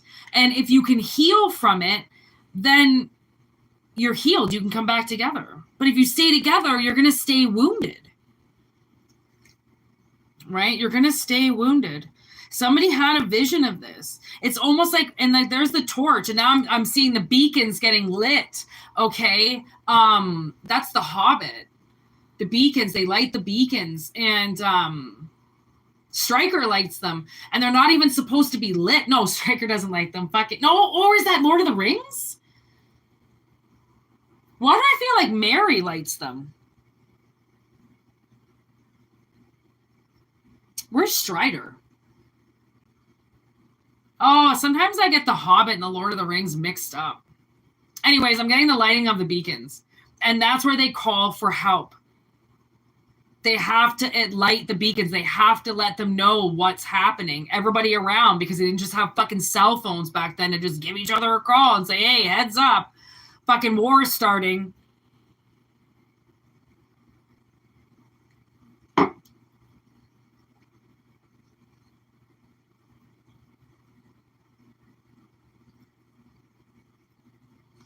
This could also be a relationship that is really gonna piss people off. I was all of a sudden looking at sunglasses, watching, looking, stalking, gaslighting, perception, focusing out. I'm like, man, do I feel like some people are gonna be watching you guys like hawks?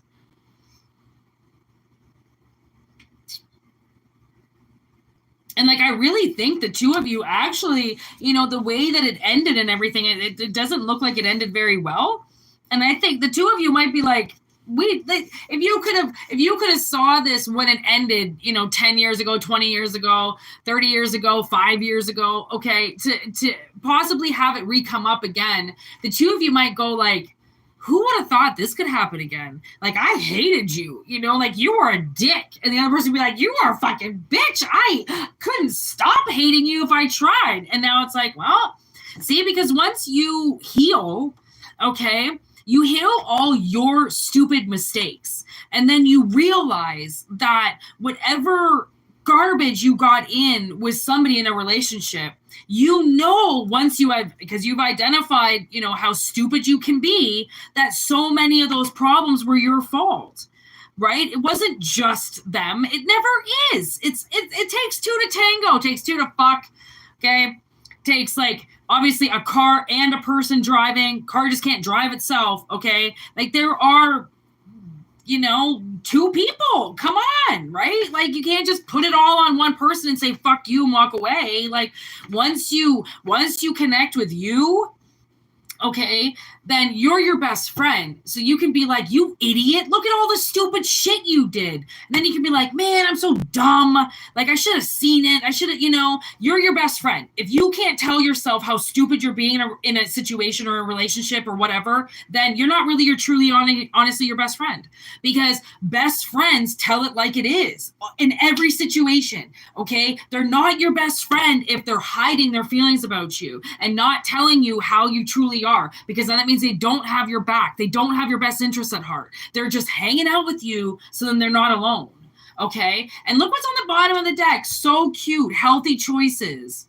Okay. Again, like I feel like this is like to get back together after something, or to take a job back, or to go back down memory lane and do something in your past that you did before. It really shows how much you've grown. Because you can go in the past, reevaluate, and it's like going into the past of like a huge shed, and you're going to grab that boat or that car that you haven't driven for 20 years. Like fucking do it. Like why wouldn't you? I mean, if you loved it then, you're gonna love it now. You're gonna have to try really hard, and there's things that you're gonna have to sacrifice in order to do it. But I'm telling you, things that we let lay dormant for a while to rest, heal. And because of that, we heal. And then, like I said, we realize all of the unhealthy choices that we decided to make that ruined or potentially almost tried to ruin something that we really cherished. So it got taken away from you so you wouldn't ruin it. And like, thank the universe for that, because that's fucking genius. I'm sorry, but that is fucking genius. Like, take it away before it gets ruined forever. Like, I mean, that's why when people are driving drunk, they get DUIs, they get their license taken away right away. You have to show people that there are consequences to the things that we feel we are entitled to, but yet they are a luxury. You don't just get them because everybody's allowed to get their license. No, it's a luxury. You have to keep that luxury. You have to appreciate it. You have to drive sober. And if you choose to break the law, if you choose to violate, because now you're making everybody else's life at risk by choosing to be an idiot and just saying, well, I'm allowed. You're allowed to desecrate whatever you want, but you think it's going to love you back? Fuck no, it's going to walk away from you. If you hate it, it's going to hate you. Okay. So that's maybe what happened, like you didn't get, like maybe you guys did hate each other, but who cares? Hate is just a way that you can heal, walk away, close the door, and not open it again. Okay, but recognize what hate is. Is it really hate to the grave, like you hate them and you never want to see them again? Or was it hate to heal? Think about it, man. Think about it, all right? Keep a positive mindset. Honestly, I feel like because of somebody's positive mindset, a union can be made, okay? There's Coffee Cup. Talk about it. Talk about things. I mean, if you can't have a conversation with this person without it feeling like it's still the past and they're still the past, then move on. Okay? I'm always one for digging up the past and going through the garbage. That sounded so bad. But it is kind of like, you throw this shit in the trash, because you leave it. You walk away. It's your trash. Whether or not you decided to empty it in the landmine or you just kept it in the corner. I mean, why? Like sometimes we act out irrationally. We do things out of character. We act out because we're extremely upset and we don't know. And sometimes we don't, make the greatest fucking decisions. And guess what? We are all human. If somebody can't identify the fact that you are human just like everybody else, you make mistakes. Sometimes you can say things that hurt people. Sometimes you can do things that hurt people and you don't know. How do you know if you hurt somebody unless they fucking tell you hurt them? How would you know? Because what you say to somebody or what you do to somebody could have done to you your whole life and it's never hurt you. So how would you know it hurt them? Unless they tell you. Right? Like, yeah, okay, a lot of collective can read energy and read the world and read tarot cards. It doesn't mean we're going around trying to read people's minds. I sure as fuck don't want to read anybody's mind because I know that shit's been done on me and I fucking hate it. It's violating as shit. I'm not going into your head and trying to fucking open up all your doors that you locked on me. Why would I do that? If you locked your doors on me, you locked your doors. I ain't trying to break in. I'm not a burglar. I know where to stop. I'm not Bilbo. Okay? I'm not coming in to steal your shit. Okay? So, that might have been the way that you saved things because you didn't violate them, because you didn't go hunt them down, okay? Because you just moved on. Like I said, I mean, our ability to suppress is a life-saving. Our ability to heal is lifetime healing sometimes, okay? Because hate is there for a reason. We have to use it as the weapon that it is. We only use it as a weapon if we know that we have to defend ourselves. Because someone's coming at us. anything else. I feel like that's a wrap up. We're going to wrap that up. There's the runner in reverse. So I do feel like whoever ran away is the one that's coming back. Okay. There, I just got Forrest Gump. They done run themselves all around the country, and now they're going to run back to your door. And sometimes that's what happens. You know, you got to let them go run free because then they can come back. Run free, catch fish. Okay. Then they can come back. I was sitting at the fire one night with this guy, and he decided to make us native names. And he said to my sister, she was catch fish, run free. That was her native call name. I was Kicking Bird because I used to kick my feet all the time when I was around people. I would always just swing my leg, just kicking energies away from me because so many people, you know, you realize that if you're in a bad situation with like energies that are consuming, all they try to do the whole time is just sit on your lap. Right? So if you're in a group full of people and you find yourself swaying your leg, it's because you're kicking away energies that are trying to literally come and sit on your lap and violate you. Like you're fucking Santa Claus. No.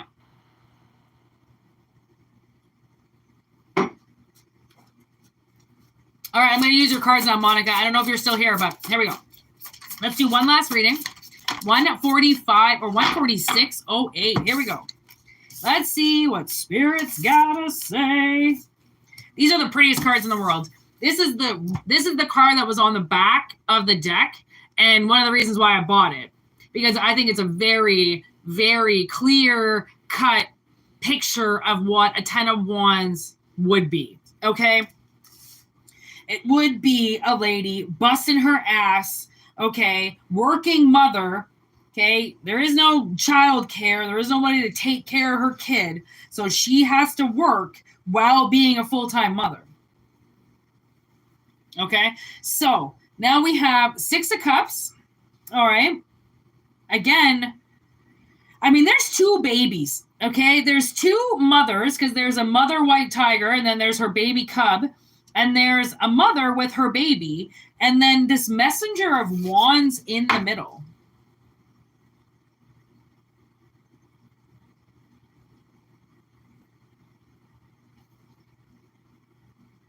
It's almost like the 10 of Wands is looking at the 6 of Cups, trying to figure out how she can lay down with her baby, like that lion is doing. Oh my God, I drove by this house today. And, okay, as I was driving towards the house, all of a sudden I see this wiener dog charging at the road, like running, like just full force wiener dog running. Okay. And I'm like, oh my God, he's going to run to the road. And then he didn't, he stopped. Okay. Like well before the road, but he was going full force. Okay. He stops. I'm like, fucking wiener dog. And then there's mom. Okay. Mom is in the garden and baby is like, right. Like basically the same, like basically that old, okay, sitting with mom in the garden, and she's got all these, she's ripping apart flowers in her hand while the wiener dog's running to the road and mom's ass up trying to get this plant in. And I'm like, oh my God, it looked like the funniest shit show house I'd ever driven by. Just the wiener dog, like just the fact that it was a wiener dog. Those dogs, like I can't take seriously. I'm like, I cannot take them seriously. I don't know what they are. Why are they so long? And when they run, okay, they look like corgis, you know, because their legs are so little. Oh my God.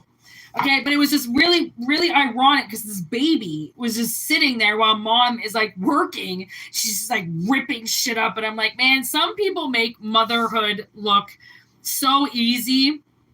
right? Because they just allow their child to just be a part of their life. Like sometimes like my snake, if I'm doing things around the house, I just literally put my snake around my head and I just get shit done. Okay. Like a lot of women, strap their kid on their back and do the housework. Like, you just have to adapt. Like, your kid is not something that you can just, hand off to mom and, to like grandma and grandpa or caregivers to take care of. Like, some of us don't have that luxury. Okay. So I feel like this woman is like, how do I get that luxury? But then there's this messenger of wands in the middle, because she's carrying the 10 of wands. So she has to get, she has to get to the idea that she could possibly sit down. But in order to get to that idea, to reach the messenger, she has to figure that out. Okay, so then there's the 2 of coins, and I saw the sun. Okay, so the sun is here. Hallelujah. We have death. Okay, we have the 2 of swords. We have the mastery. Okay, king of wands. We have the devil.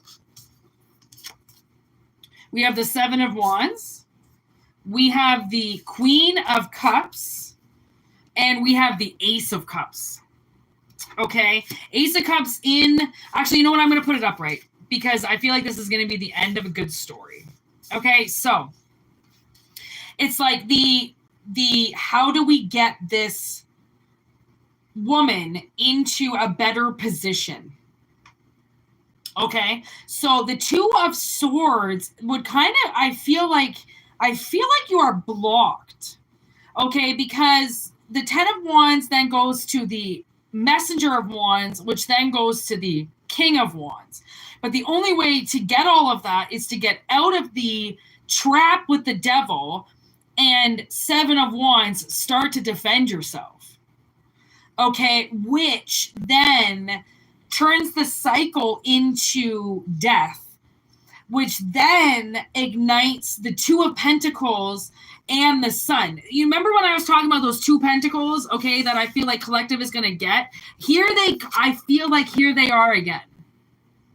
Another way of how you can manifest your money, possibly. Okay, so I feel like what this woman wants to do is she wants to figure out how she can become more in control of her life, so then she doesn't have to do so much work. Okay, but she's blocked from that message right now until she can realize how to defend herself. Because if this money is coming in, then there could be people around her that's going to try to steal that money. Plus, she's got something that's still wrapped up with the devil, which means she can't have the money until this devil has been erased. And the only way that the devil gets erased is once somebody learns how to control themselves and defend themselves. Okay, so then they don't give everything to everybody else, okay? Because this isn't for everybody else. This is for you, okay? So that's why death is here, because you have to help unblock yourself mentally from how you can make your life easier. And the only way you can make your life easier is to truly love yourself. Okay, and the reason why, I always tell people that I'm a server bartender, and the reason why I do it is because I can make good money. Okay, no matter what job I get, I'm going to be running around or on my feet. Okay, and there's serving jobs that you can move slower than molasses. There are other server jobs that you have to move really quick. Okay, so what I try to do is I try to kind of stay on the fine dining area of it now as I've grown older, because I cannot run around like that anymore. I have arthritis through my whole body. My scoliosis gets really bad. So I have to learn how to make more money and move less. So what's next? Fine dining. Okay, I've done everything. I've done fucking midnights working at places that, I was there till 4 or 5 in the morning. I've done places that mom and pop shops, okay, barely make any money, just kind of go in there, make my $50 and then go home. And then I've worked at other places where I made, fucking thousands of dollars, okay, and ran my ass off. And now I'm in a place where it's, kind of smaller. So how I work, I don't have to work as hard, and I still make good money because the food is expensive. So I advocate for servers and bartenders all the time because I know how much money is involved. And I know that in order for somebody to make that money, they got to work way more than a 9 to 5. And I barely have to work fucking 30 hours sometimes like 20, 25. If I want to go part-time, I can go even less and still make bank every month, you know? So it just depends, you know, because some places you could work 4 or 5 hours and make a couple $100. Especially if you're in fine dining, those bills are like, you know, $200-300. I mean, the average dinner for my sister and I to just go out now and eat is $100. We're tipping our server fucking $20 every time we go out. Okay, but if you go to like a cheap breakfast place where it's like breakfast for $7, then yeah, you're only going to make 50 cents a table. So yeah, you're working dumb, but you invest yourself. You go to a higher place, like we've got these steak houses, you know, Italian houses, and I mean these servers are only working 4-hour shifts, and they're making two. I don't know where I just lost you guys, but I'm back. Anyways, I was saying some of these people, you know, they're working 4 or 5 hour shifts, and they're coming home with $200 or $300 easy because they're making $25-30 a table, and they're only flipping the tables 2 or 3 times because that's all you really need for fine dining, and then the restaurant's fucking closed. So it's like, work smart. You know, like you can make way more money in half the hours. Okay? But you have to see where the money is to make it. Right? Because it's not all the time in 9 to 5 hourly or salary or, you know, bonuses. Okay? Sometimes, I mean, if we need to make money quick, do something where you're going to make bank quick. And that's serving. That's bartending. That's busting your ass. But it's everything. Remember, everything is short term. Nothing is forever. And if you have to make bank quick, then you can. But you got to bust it. And you got to be willing to, you know, work. And that's the thing with serving is like, there's a lot of times where I can work for like 2 or 3 months, make 10 grand. And stop working for a couple months and then start working again.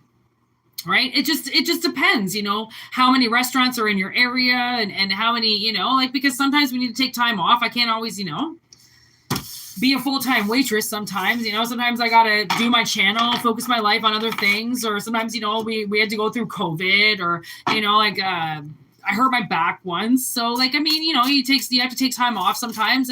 And like, if you're barely making hourly rate, you know, then it's going to be really hard to keep up. Right. So sometimes we have to start looking at alternatives and picking up a second job again at minimum wage or at what you're making at your other job might not cut it. So you need to I feel like somebody needs to get into something where they're making tips.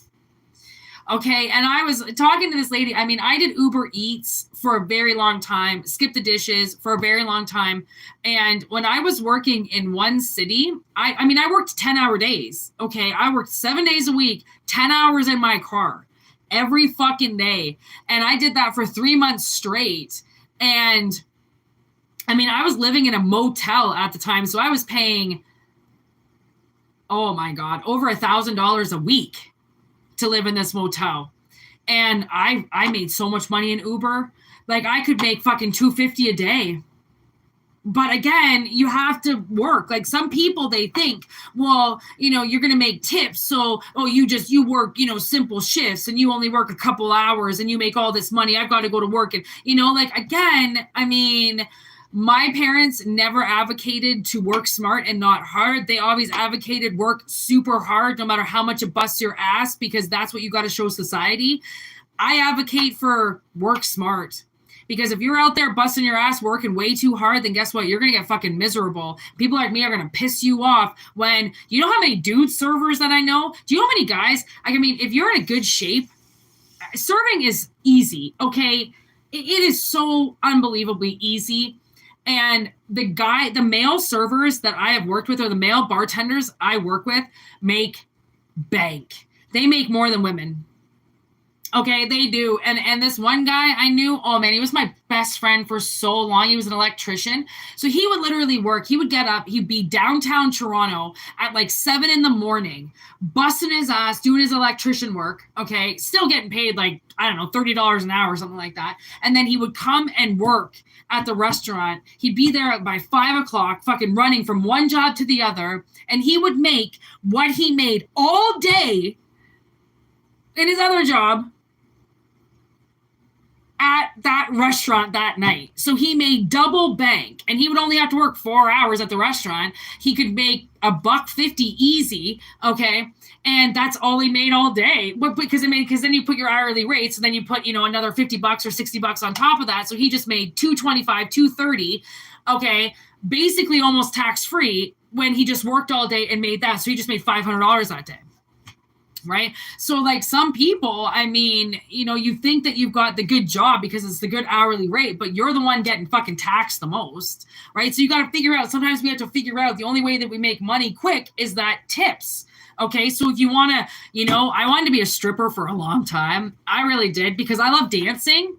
I don't really mind taking my clothes off, to be honest, but I don't, I would have had to like really work on my confidence if I was going to go that way.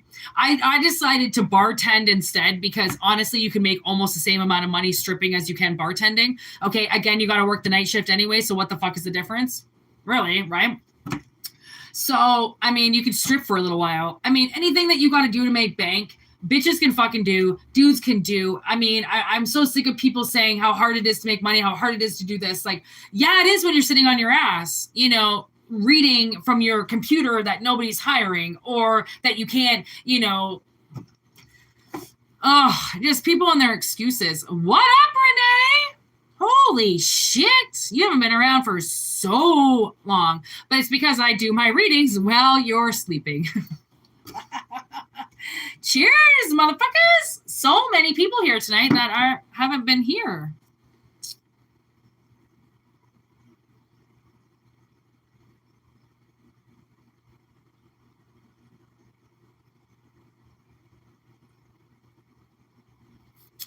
Oh, honestly, I do need to get a new phone, and I do need to get new internet, and I do need to do all of that shit, but I redid a lot of shit in my phone anyways, and the parasite seems to be gone from my phone, but I mean, I know how to get him out of my phone anyways, and honestly, it's so weird because it doesn't seem like I can find the right one to flush him out. So by resetting all the passwords, I kicked 3. Oh my God, I found out my PayPal account. Someone's been trying to get in my PayPal account for the last month, bouncing off towers all through the States and then in Saudi Arabia, but they can't get into my PayPal. So they've been trying to get into there, trying to take my money through PayPal.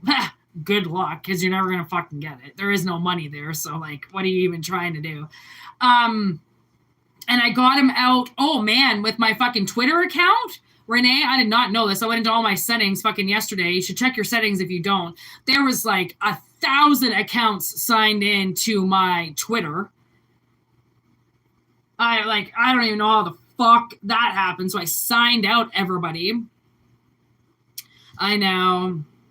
Honestly, I can't afford that shit. I can't afford to go out and buy a fucking phone. And I don't want to. I don't, honestly, at this point in time, I feel like whoever this fucking stalker is that's in my shit, they can't take my money. I'm not connected to anything that has money in it on my phone.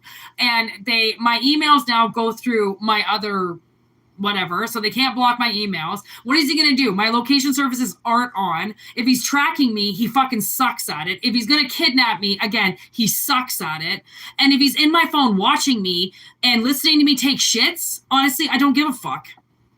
Like, I really don't. Like, I just don't care anymore. Like, a stalker is not going to make me fucking get a new phone, get all new software, do all this shit, because guess what? I'm going to get another stalker. And then they're going to get into that phone. And then it's going to be like, okay, well, I have to buy another phone. And I'm just not going to do it. I'm just not going to do it. My last channel, I had like 5 active stalkers. I have a stalker right now in my town that follows me around. And he does nothing. He just stares at me. He just watches me. My sister right now is dealing with a guy that's got a stalker. Honestly, the stalker shit, it's at this point in time, I don't care. I don't care. I'm really well protected in my house. I cover my fucking cameras up. Like whatever it is that this person is doing, it's just, honestly, it's taking more of his time up than I even care, than my own interests. You know, like I just don't care anymore. I can't care. I can't care about everything, especially some fucking idiot that wants to stalk me. Like, honestly, get a fucking life. I don't care. You're probably fat, ugly, and live in your mom's basement. Like, they are weirdos. Like, they are. And I'm not going to getting new shit. I'm just not. I just don't care. I don't. I really don't. Like, it honestly scared me so long ago. I left town. I ran away. I thought somebody followed me. Like, you know, honestly. And then I found out that these people are cowards. They do nothing. You want to stalk somebody, then really you just want to, like, listen to what I'm saying, or you want to listen to me have conversations with my sister. What do you want to know when I'm at work? Like, eventually they're going to give up. Eventually they're going to move on. Eventually they'll find somebody else to stalk. Eventually I'll be banging some hot-ass motherfucking dude. They ain't going to want nothing to do with me, okay? So, I mean, eventually everything's going to change anyways. Like, I'm moving. Things are going to change, so... People want to fucking stalk me. I mean, it doesn't matter where I go. I'm not going to be scared anymore. Because if they are following me, they got fucking jack shit to do. Like, what are they, a millionaire? Because they're going to have to go to work. Like, if they're in my phone all day, again, like, I mean, how much of a loser do you have to be? Like, these people are just losers. And, like, I mean, I'm not scared. I'm not scared. I mean, I've been on my own now since I was, you know, about like 22 or 23. And one of my first boyfriends that I ever broke up with, he stalked me for so long. He used to put nails on my front door with a hammer, as if he was saying he could just nail me in. Oh my God. What else? He chased me one time when I was driving. He tried to break into the back of my house. He took all the air out of my tires and then tried to trap me in the house so I couldn't go anywhere. One of my ex-boyfriends tried to kill me. One of them raped me. Like, I mean, so much shit has happened to me that at this point in time, I'm like, what can I do? Like, I mean, what can I do that I can actually fucking give a shit about anymore? Like, I really can't. Like, I can't care about all this shit while I'm living where I do, for one, okay, in a crack house with absolutely fucking zero shit people around that I'm like, I mean, there only is a tolerance that I can handle.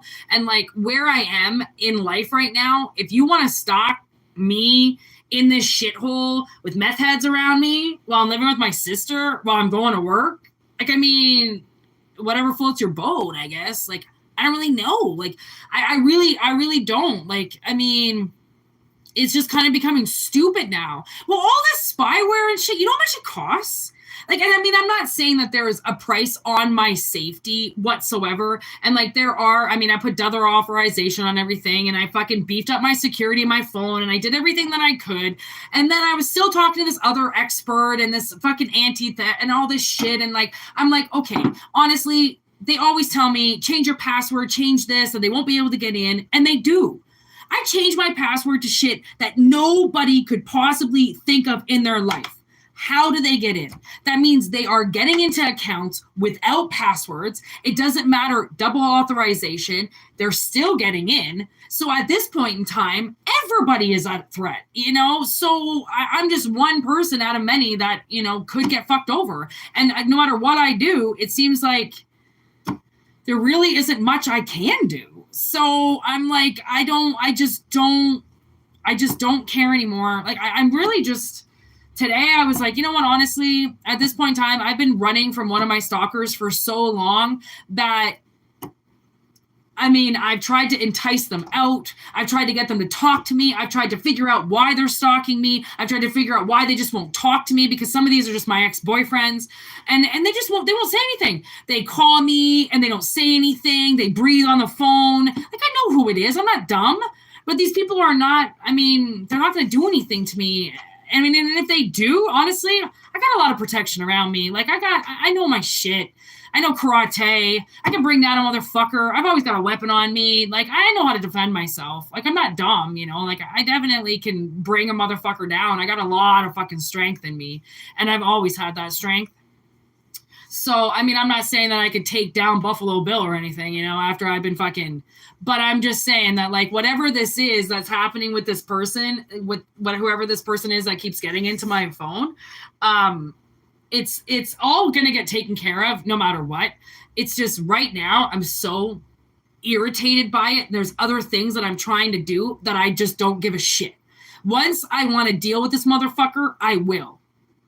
Until then, I don't give a fuck if they're on my phone. I really don't. I don't care. And once I do care, I'll care about it. Right now, I know who it is. I know who two of them are. And the other person, I don't know. But I'm pretty sure the third person, whoever they are, I'm pretty sure they're in the States and they're not close to me and they're not going to do anything to me. So I'm like, honestly, what are you doing? Like, you going into my phone? Are you looking at my pictures? Like, what the fuck? Grow up. Look at my pictures for all I fuck care. I don't take nudies. I don't take selfies. I don't take shit. I don't do anything with my phone. That's another thing, is I'm barely even on my phone. So why the fuck do I care if they're on my phone? I don't even give a shit. I mean, honestly, I'm just so exhausted. You know what I need? I need a boyfriend. That's what I need. And I think I kind of met somebody, so yeah. You know, we'll see what happens. But I'm definitely, you know, feeling the jam of a dude in my life, because I've obviously been keeping guys away from me for a while for a reason, because I just don't want to get into a relationship. But I've had quite a lot of people that have stayed in my life for a reason, you know, just in case I ever wanted to date them again. So I'm kind of going down the road of like a few people. Yeah. Hands together. Okay. We're going to pray on this shit. And, I'm kind of deciding, like, I might want to talk to somebody again, and he's always there for me to talk to, so I'm just like, you know what, I'm just, you know, seeing what's up with some people. We'll see what happens with that shit. You know, it, like, again, like I said, I always say, like, I mean, be single because you want to be single, right? And take that power, have that power, because then, you know, you don't just get into a relationship because you're sad or lonely. You get into a relationship once you really know you want to be in one, because you were, you know, alone for so long. Right? So, like, now I'm like, okay, well, I think I can do some serious, you know, I don't know. Just, I'm in a whole different realm right now. All right, everybody, don't you worry about your girl, Whitney. Okay, the stupid stalker shit, if anything, all it did was get the fire under my ass to do something about my current situation. That's all it did. And that's what it should do to everybody, is when you get a close call or something happens or someone starts following you, you know, it's just a reminder to amp up your security, be smarter about your surroundings, you know, don't take life for granted. And if you are a woman, you know, take some really good self-defense lessons and fucking be on alert, you know, have a weapon on you. Don't fuck around, you know, don't fuck around in the dark. There's actually this one place that I was working that I actually quit, because every time I had to leave, I would be leaving with, you know, a fucking wallet full of cash, and it was in the middle of the night, pitch black, nobody around. So I finally quit, because I was like, I'm not doing this anymore. I'm not walking to my car all by myself with a shit ton of money and then I'm pretty sure once I made the complaint to my manager about, you know, this walking to your car shit all by yourself in the middle of the night, somebody had gotten stabbed across the street at about almost the same time as I would have been walking. The only reason why I wasn't out that night was because I parked my car in the back. And I thought, wow, that's ironic, because I would have parked right outside that restaurant where that guy got stabbed last night. And like this other place that I worked, I quit there too, because the DJ was walking home, this fucking like, oh man, this like 70-year-old man, okay, who was only coming in to fucking DJ for the dude because he had nobody else, and his sound guy walked off and blah, blah, blah. And he got attacked by a homeless man with a hammer and fucked his whole fucking hand up. oh my God, the poor man. So I was like, okay, well, again, no security here. You're not giving me any, like, I mean, in that place, I would come home with like $500, $600, $700, $800 in my wallet. One time, I think I made $750.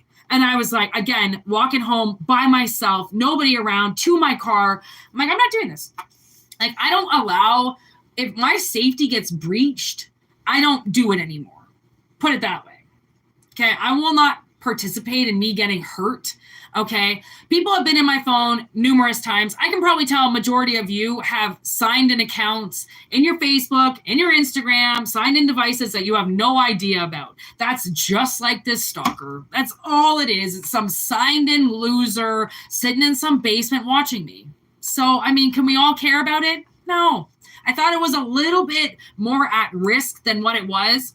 But now that I know who it is, and now I know who the other person is, I'm not worried about my life. I never really was, to be honest. I mean, because I'm always worried about my life. I'm more worried about my life than anybody in this entire fucking world. So trust me, I know a threat when I can see one. So I gotta get some things done. Right now I'm dealing with witchcraft. Okay, that's what I'm trying to deal with right now. Let's just be real. Somebody has put so much witchcraft on, not only on this channel, but like just on me in general. So I had to fake a Vimeo account, basically fake a Twitter account, so then this fucking witch who's been following me around can't put all her magic onto everything. So I have to make fake accounts so then they take their energy off my YouTube, my Instagram, and put it on other accounts. Okay, so once they realize that I'm not doing Vimeo and that I'm never on Twitter, they might put their energy back on my Instagram and my YouTube. And if they do that, then that means that I'll just open up 2 other accounts. Okay, so then I'll have 6 accounts, which I'm already opening up another account for one thing. And I'm thinking about this other account for this other thing that I'm going to do, that as you know, she can't have control of everything I do. Just like the stalker. I kick him out of my phone all the fucking time. Then he's got to weasel his way back in. I do not make it easy for these people. Okay. But if all of a sudden I see a hit go to my, YouTube again, or a hit go to my Instagram again, then I will upload the Vimeo. Then I will get Twitter going again, because then it puts the energy back on those other sites, and then she tries to control those other sites, which means she takes her energy off this site. Honestly, I am playing with children right now, okay? Children, literally children in adult bodies that are stalking me, that are flashing me with their negative energy, that are shooting their black magic at me, okay? It's all child. Even the stalker on my phone, motherfucker is a child, okay? Child. And he has a child. Hilarious that some of these people that act like children all day are actually parents. It's hilarious. Okay, so I'm trying to deal with black magic right now. So once I deal with that fucking whore and her stupid magic bitch, okay, then I will deal with the stalker. So that's really what I'm dealing with. It's something new every day. And then sometimes I get thrown off because then I got to deal with my animals, and I got to deal with my house, or I got to deal with my landlord, or I got to deal with fucking some homeless bum. And then I come back and I deal with my channel and this witchcraft again. And then I got to deal with the stalker every day. I mean, Renee knows what I'm talking about. Like, are you going to lock up all your shit? No. Like, I mean, what do you do? Like, I mean, it's just like something that you just got to keep going through every day. Like, I mean, Diane, you might not know how hostile the energy is, but trust me, a lot of us, we don't care. I know that sounds bad because you think like we don't care about our lives, but we care about our lives so much, but I will not give this person that energy. So same with the witch. Like, I mean, she's like, things are happening now where her life is crumbling. She's already lost her husband. She's already lost her house. She's lost her car. She's going to lose a bunch more shit. So as she still puts more black magic on my life, thinking that I'm destroying her life when I'm just trying to live, she will lose more in her life. So I'm really fixated on destroying this witch. And then once she gets destroyed, I will fucking rip an asshole apart on that goddamn stalker. So trust me, there is not too much time where I am relaxing. I'm pretty much working all the time. even with the stalker, I mean, I do have 2 programs. I don't think that I'm not like, you know, trying to do something, because I definitely have my programs on my phone. I definitely am doing what I need to do.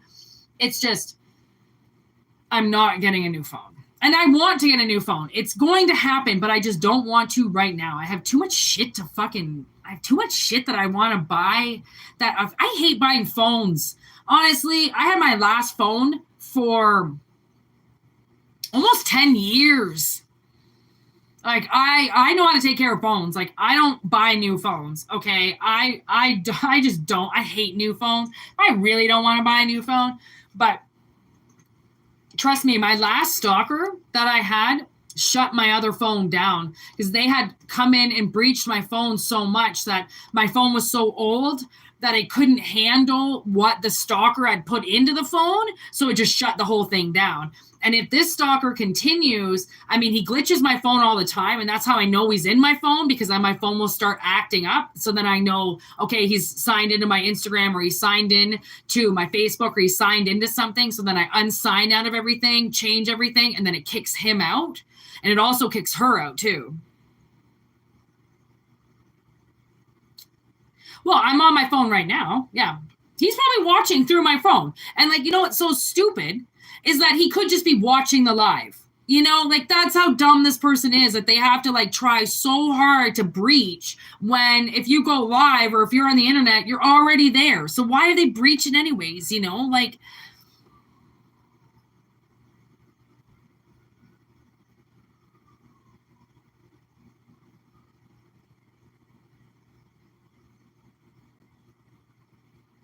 no way. You know what I found out the other day? So I was in the fucking shower, and yeah, no, she writes her angelic name everywhere. She doesn't care. I had this dream. No, it was a vision. And this man, I think I was in the shower, this man approached me, and I know who it is. It's an ex-boyfriend. And he had me in a contract. That's what I mean. I'm like, she writes that name everywhere, Diane. Don't worry about that. He wrote my name in a fucking contract, and he signed my name. And it was a contract that he wrote up himself. He typed it up himself. I saw the contract and everything. He typed it up, and he basically, what he did was he signed my rights away to him. So he has gotten my money. He has gotten my inheritances. He has gotten everything that I have been trying to produce in 3D for the last 8 years. And when he came to me, he said, I go, you're the one that's been taking everything from me? Because obviously I had summoned somebody who was stealing from me. And he goes, well, you signed this contract and said that I could take everything from you. And I took the contract away from him, and it wasn't my signature. I don't sign my name like that. And I'm not going to tell you how he signed my name, but I'm going to tell you, I don't sign my name like that. So there was this other person that suddenly appeared, okay? And I go, this isn't my signature. I didn't sign this. And I most certainly did not fucking sign it next to this motherfucker, because the thing was, with this contract, there was no witness. Okay? He didn't make a witness. So it was his word against mine. And I said, well, there is no witness. That is not my name. I signed my name. Spirit knows how I signed my name. I said, I wouldn't just sign my name like this for him. You know how I signed my name. It's very, very particular. Okay. And you should have a very particular signature, so then people cannot duplicate it, and they cannot write it as if it's just cursive writing. Make your signature your like brand name and stamp it. Okay. Because people cannot repeat that, right? They will write your name a different way. And then, you know, that's not how I sign my fucking name, bitch. Like, you don't know how I sign my name. Okay. And that's the thing. So this third person saw it, and I said, look at this. I go, that's not how I sign my name. That's not my signature. I did not sign it to this person. There is no like, there's no witness. So, and they were like, they ripped up the contract, and he just stood there. And I said, you fucking owe me everything back times 3, motherfucker. Hand it over. And he had no choice but to hand over my shit. And then what was really weird was the following night in my dreams, something returned to me that was taken from me about 4 years ago. and it returned to me, and where I left it behind, I had to go and it had to be repaired in a shop because somebody fucked with it and they fucking did all this shit to it. So they had to fix it. They had to pay for it. And I went and picked it up. I couldn't believe it. I was like, I haven't had this for years. And it was true. So whoever this motherfucker was that put me in a contract, he took everything from me for the last 4 years. And when I think about it, I've lost everything that has meant the most to me in those last 4 years. And from the looks of it, he hasn't gotten anything. I don't know what he's gotten, but his life looks shittier than when it was when he first started this witchcraft against me. So there's also a male witch that is trying to fuck with me too. I mean, he did fuck with me for 8 years. So I technically get to fuck him for 24. Because I think I'm going to take the 24-year thing. And, I mean, he won't make it 24 years because he's an alcoholic. So I know that I won't be able to control him for 24 years like he controlled me. But I'm definitely going to take everything in his life. And my witchcraft is already in the air. It's already done. And I know that, like, as of this time, like, I don't do witchcraft. I don't talk about it because of how dangerous it is. But what these people have done to me over the last 10 years and everything they took from me, oh, man, I watched Departed last night. Fucking, that's all Francis talks about the whole fucking time. Okay, Francis will have revenge. And then, in the end, you know, when fucking Matt Damon realizes that he's an FBI informant, he calls him a kid. Like, grow up. You don't think I talk to the cops? Of course I fucking do. How do you think I'm still alive? Like, these criminals, so-called criminals, aren't fucking criminals, man. They're bitches. They're leaking shit to the FBI all the time, keeping their fucking selves clean and out of prison. Okay? So honestly, whatever these people do, like, I will have my revenge on people who stole shit from me. I really will.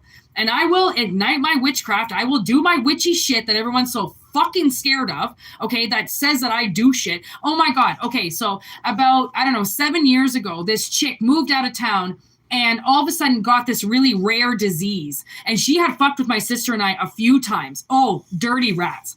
And about a year later, I was hanging out with my buddy and he starts talking about this chick that moved away and that she had some incurable disease and her teeth were falling out and her hair was falling out and she had this cancer or something like that.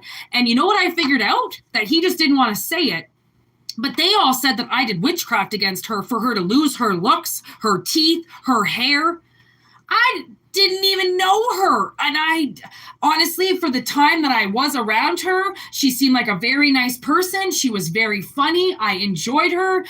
It was really sad when she left, but her and her boyfriend broke up, so she moved away and blah, blah, blah. I did not do a single thing to her. But people think that because of who I am, I do witchcraft, I do all this shit against people, I do this, I do spells, and I ruin people. You know, people in this town call my sister and I the Doom Crew. Or the Doom Squad, something like that. I think it's Doom Crew, Doom Squad, okay? Because people that come into our lives that fuck with us end up with nothing.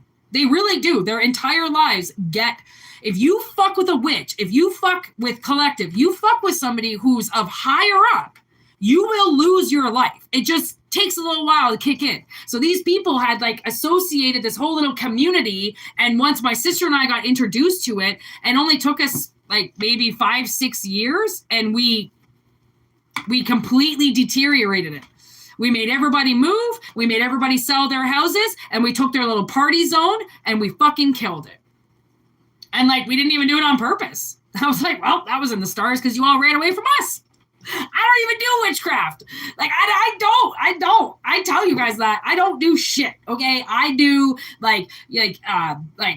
you know, spells for like my animals. I do protection. I do stuff for the house, but I do not fucking do witchcraft. Never. I do not associate with that shit. But the amount of witchcraft that has been done against me just in the last fucking 24 hours alone, I'm like, oh, okay. I mean, you all think I'm going to bend over and take it because I have been, because I'm a good person and I don't choose to hit people with my wrath because why would I? But if you want to keep igniting fire in my life and taking things from me, then I'm going to have no choice, right? And that's, I mean, I swear I watched The Departed.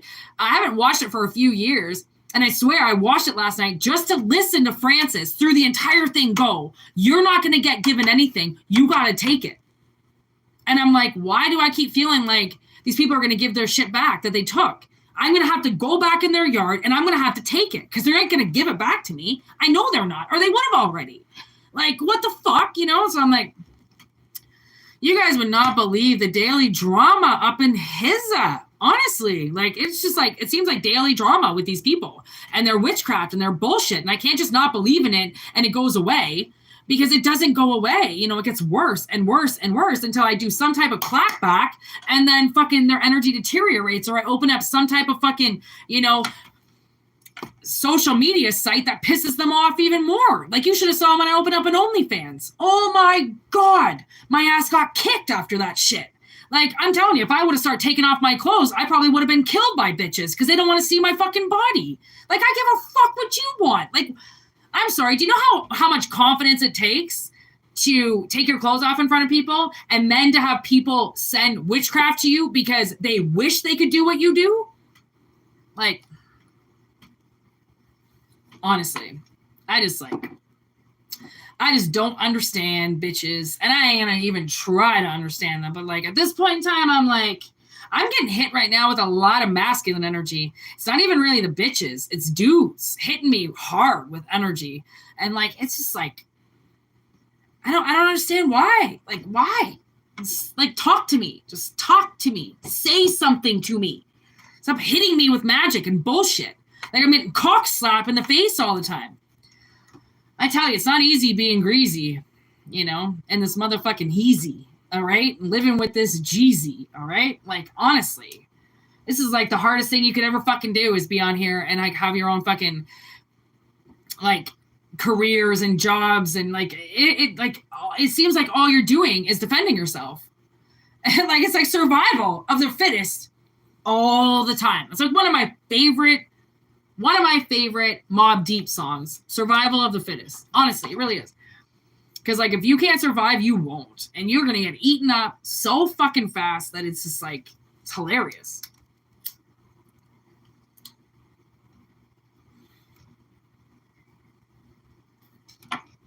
Yo.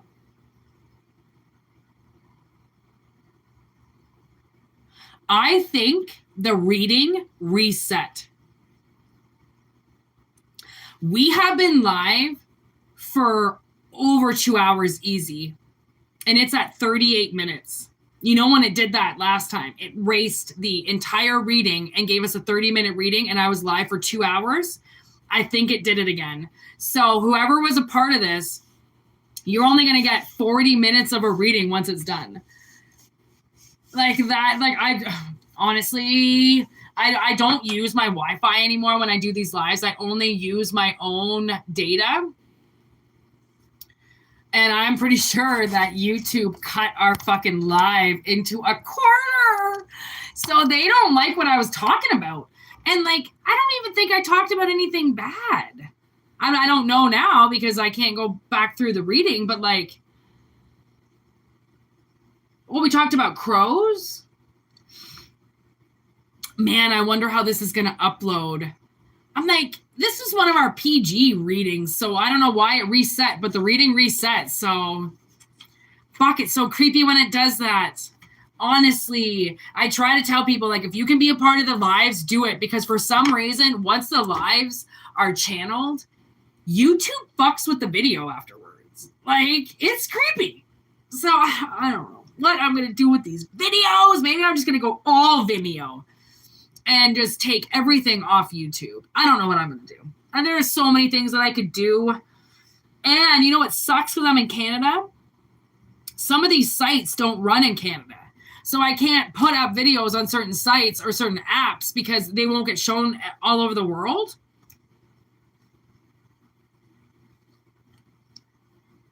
It's so agitating. But, you know, I could just get off YouTube altogether and just do all my lives on fucking Instagram.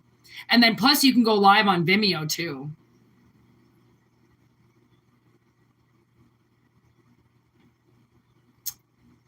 So many things to think about, you know? Patreon? Okay, I have tried Patreon 3 different times. It is awful. It is awful. I hate the app. There really isn't an app. Okay, even for Vimeo, the app is awful. It's all got to be like desktop shit. But Patreon? I have had the shittiest luck with Patreon. Honestly, the only other one that I have left is Vimeo, and Vimeo's kind of like, I don't know, Vimeo's the more like kind of pimped out one anyways. I find Patreon very fucking cheap. Like, I don't know about Patreon. Or which ones are you on? Are you just on Twitter? Or AKA X? Renee, is that all you're on? Because like I know you put stuff on Facebook, but I am never on Facebook. Like I don't sign in my Facebook ever. I only update my stories through Instagram. I don't ever go on Facebook, so I don't know. I know you put stuff on Facebook, but I don't know another platform to use because now I've got this witch attached to the Vimeo, which is good because I wanted to get her away. But Patreon I fucking hate. So I was going to try to find another one, which I'm pretty sure I found another one. I'm not going to say its name because if I do end up using it, I don't want the witch to find out about it. So I'm just going to concentrate her energy on doing my Vimeo again because I really don't know if I'm going to do Vimeo again, but okay, so you just basically put everything up on X then. Yeah. And like you can go live on X too, can't you? I'm pretty sure you can. But I can't upload videos on X. They won't let me. All I can do is share shit. I mean, I can invest in it, which is what I'm doing with Instagram now. Obviously, I'm a partner. I've invested, which I can also do with X, but I can't upload. Wait, can I? Can you upload videos onto X and privatize them? But I can't get a membership now too, can't I? Because people put up long videos. Like there's like news videos for like 9 minutes. Oh, maybe I'm gonna look a little bit more into X.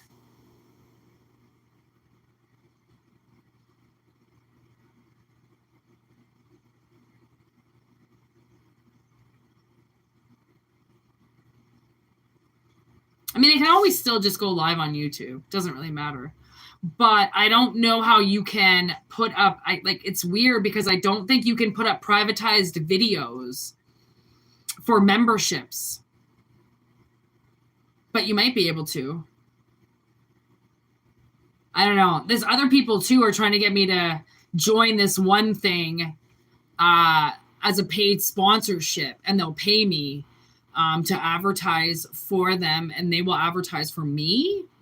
But again, I'm like, I don't know, man. Like some of these like fine print things and like these things they send you to read, and I'm like, I don't really fucking know what you're talking about. Like I kind of know what you're talking about, but I don't really fucking know what you're talking about. Like I kind of trust you, but I don't really fucking trust you, you know? Like, so these like paid people are trying to do shit with me now, and I'm like, I don't know how this works, and like, holy fuck. Rumble.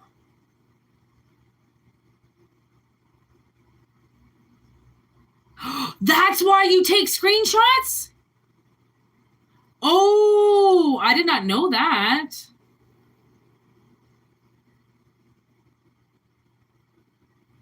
Okay, I think I read up on this Rumble.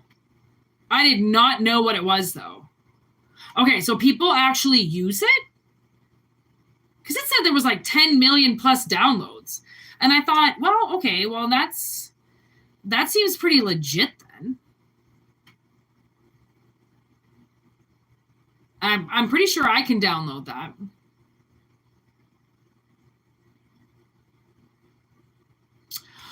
Oh, Discord is an actual app? They censor you? Well, I'm not worried about being censored because I don't really put up anything censored. I just want to know what I can do extended videos and charge a membership. That's all I want to do. And like, I mean, I can open up my own website and upload the videos on my own website. But then I have to put the videos up very expensive because it is very expensive to run a website, especially to upload. Like, I don't even want to know how much YouTube fucking pays to have all their clouds. So like to have a cloud is expensive. So I'd have to put the fucking extended videos for like $30. Like that's ridiculous.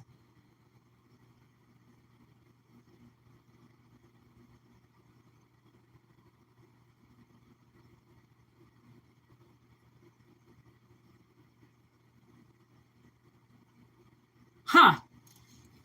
Okay, I'm going to try that. I'm going to look at this Rumble tonight. Let's see what that's about. Because again, I mean, everything in Vimeo is just sitting there. I have videos uploaded, I have everything. It's just sitting there. I just don't know what to do with it. Because like once it starts, you know, once you guys start paying, it's like, it's a part of shit. I can't just take it down. Right. So I'm like, and if she's got her witchcraft all up in that shit, then I don't even want to fucking run it.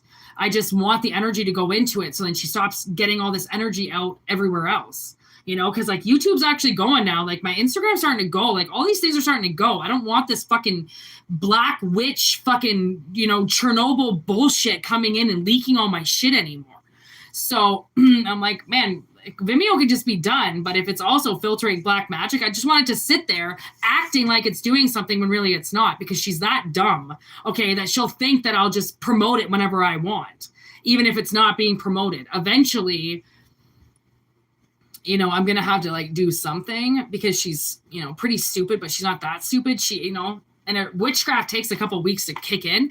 Right. So I just need so much shit to clear, and then I can just move on with my life. Like, you know how much fucking shit I had to clear from the past just to get this starting to go?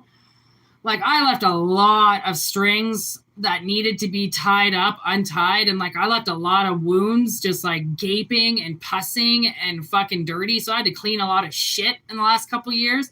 So now I'm like, I'm finally like feeling a lot better. I can finally like, you know, see myself doing something, whereas I couldn't really see myself doing much before. And now I can see myself doing shit because of what this woman's witchcraft is not able to do anymore. So surprisingly, like one woman's witchcraft has been hitting me for over 30 years.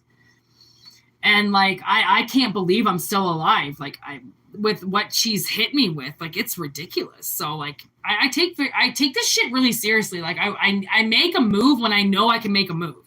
And sometimes it seems like I'm making moves. It only seems like I'm making moves to get people confused.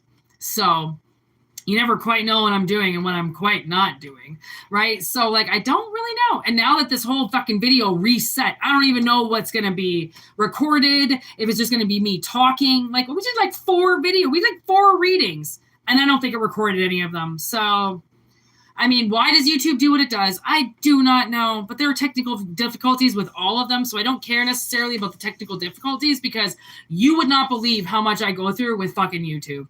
It's fucking ridiculous. Like I try to tell people always want advice on this shit. And I'm like, just take the technical difficulties as much as you can, you know, with a very patient heart, because it's going to fuck you a few times. Like YouTube has shut my videos down. They've shut my channel down. They have fucked me. They've taken money from me. They've done so many things to me, but it's like the only public platform that there is. So like, what else do you do? Like, right? So I'll try this other one anyways. I'll see. I don't know. Hopefully in the next couple weeks, I decide to do something. I have to get the green light from spirit before I do anything, because of this fucking witch and this fucking stalker. And like, oh my good God, just let's all pray for good energy, good things coming our way, and we will get them. And these stupid little assholes won't get them. Okay. Like, what's going on with their gold?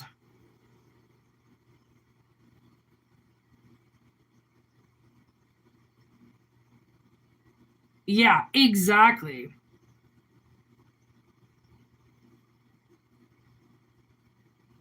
Yeah. Oh, it's so scary, honestly.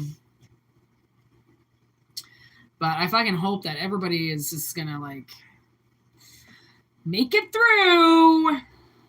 Because not all of us make it through. Oh, you did? Okay, good. Ha! Oh, that's perfect timing. Fucking good. It's about damn time.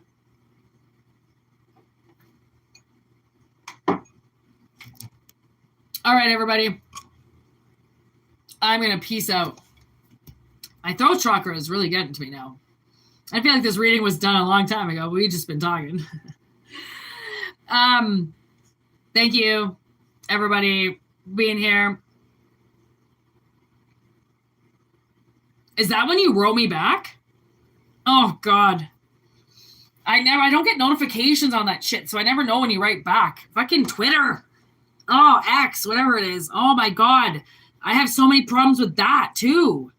I don't get my fucking emails. It's so stupid. But, I mean, they're there. I just don't know that they're there, so. Yeah. Love you, too. Hope everybody has a fantastic evening. Happy Monday. It's my favorite day of the week. Peace out. Thank you for watching.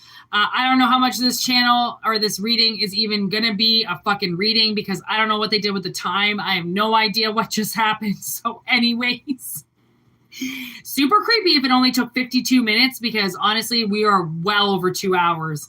So everybody here knows we might have just gotten 2 hours taken away from this reading and I'm very sorry.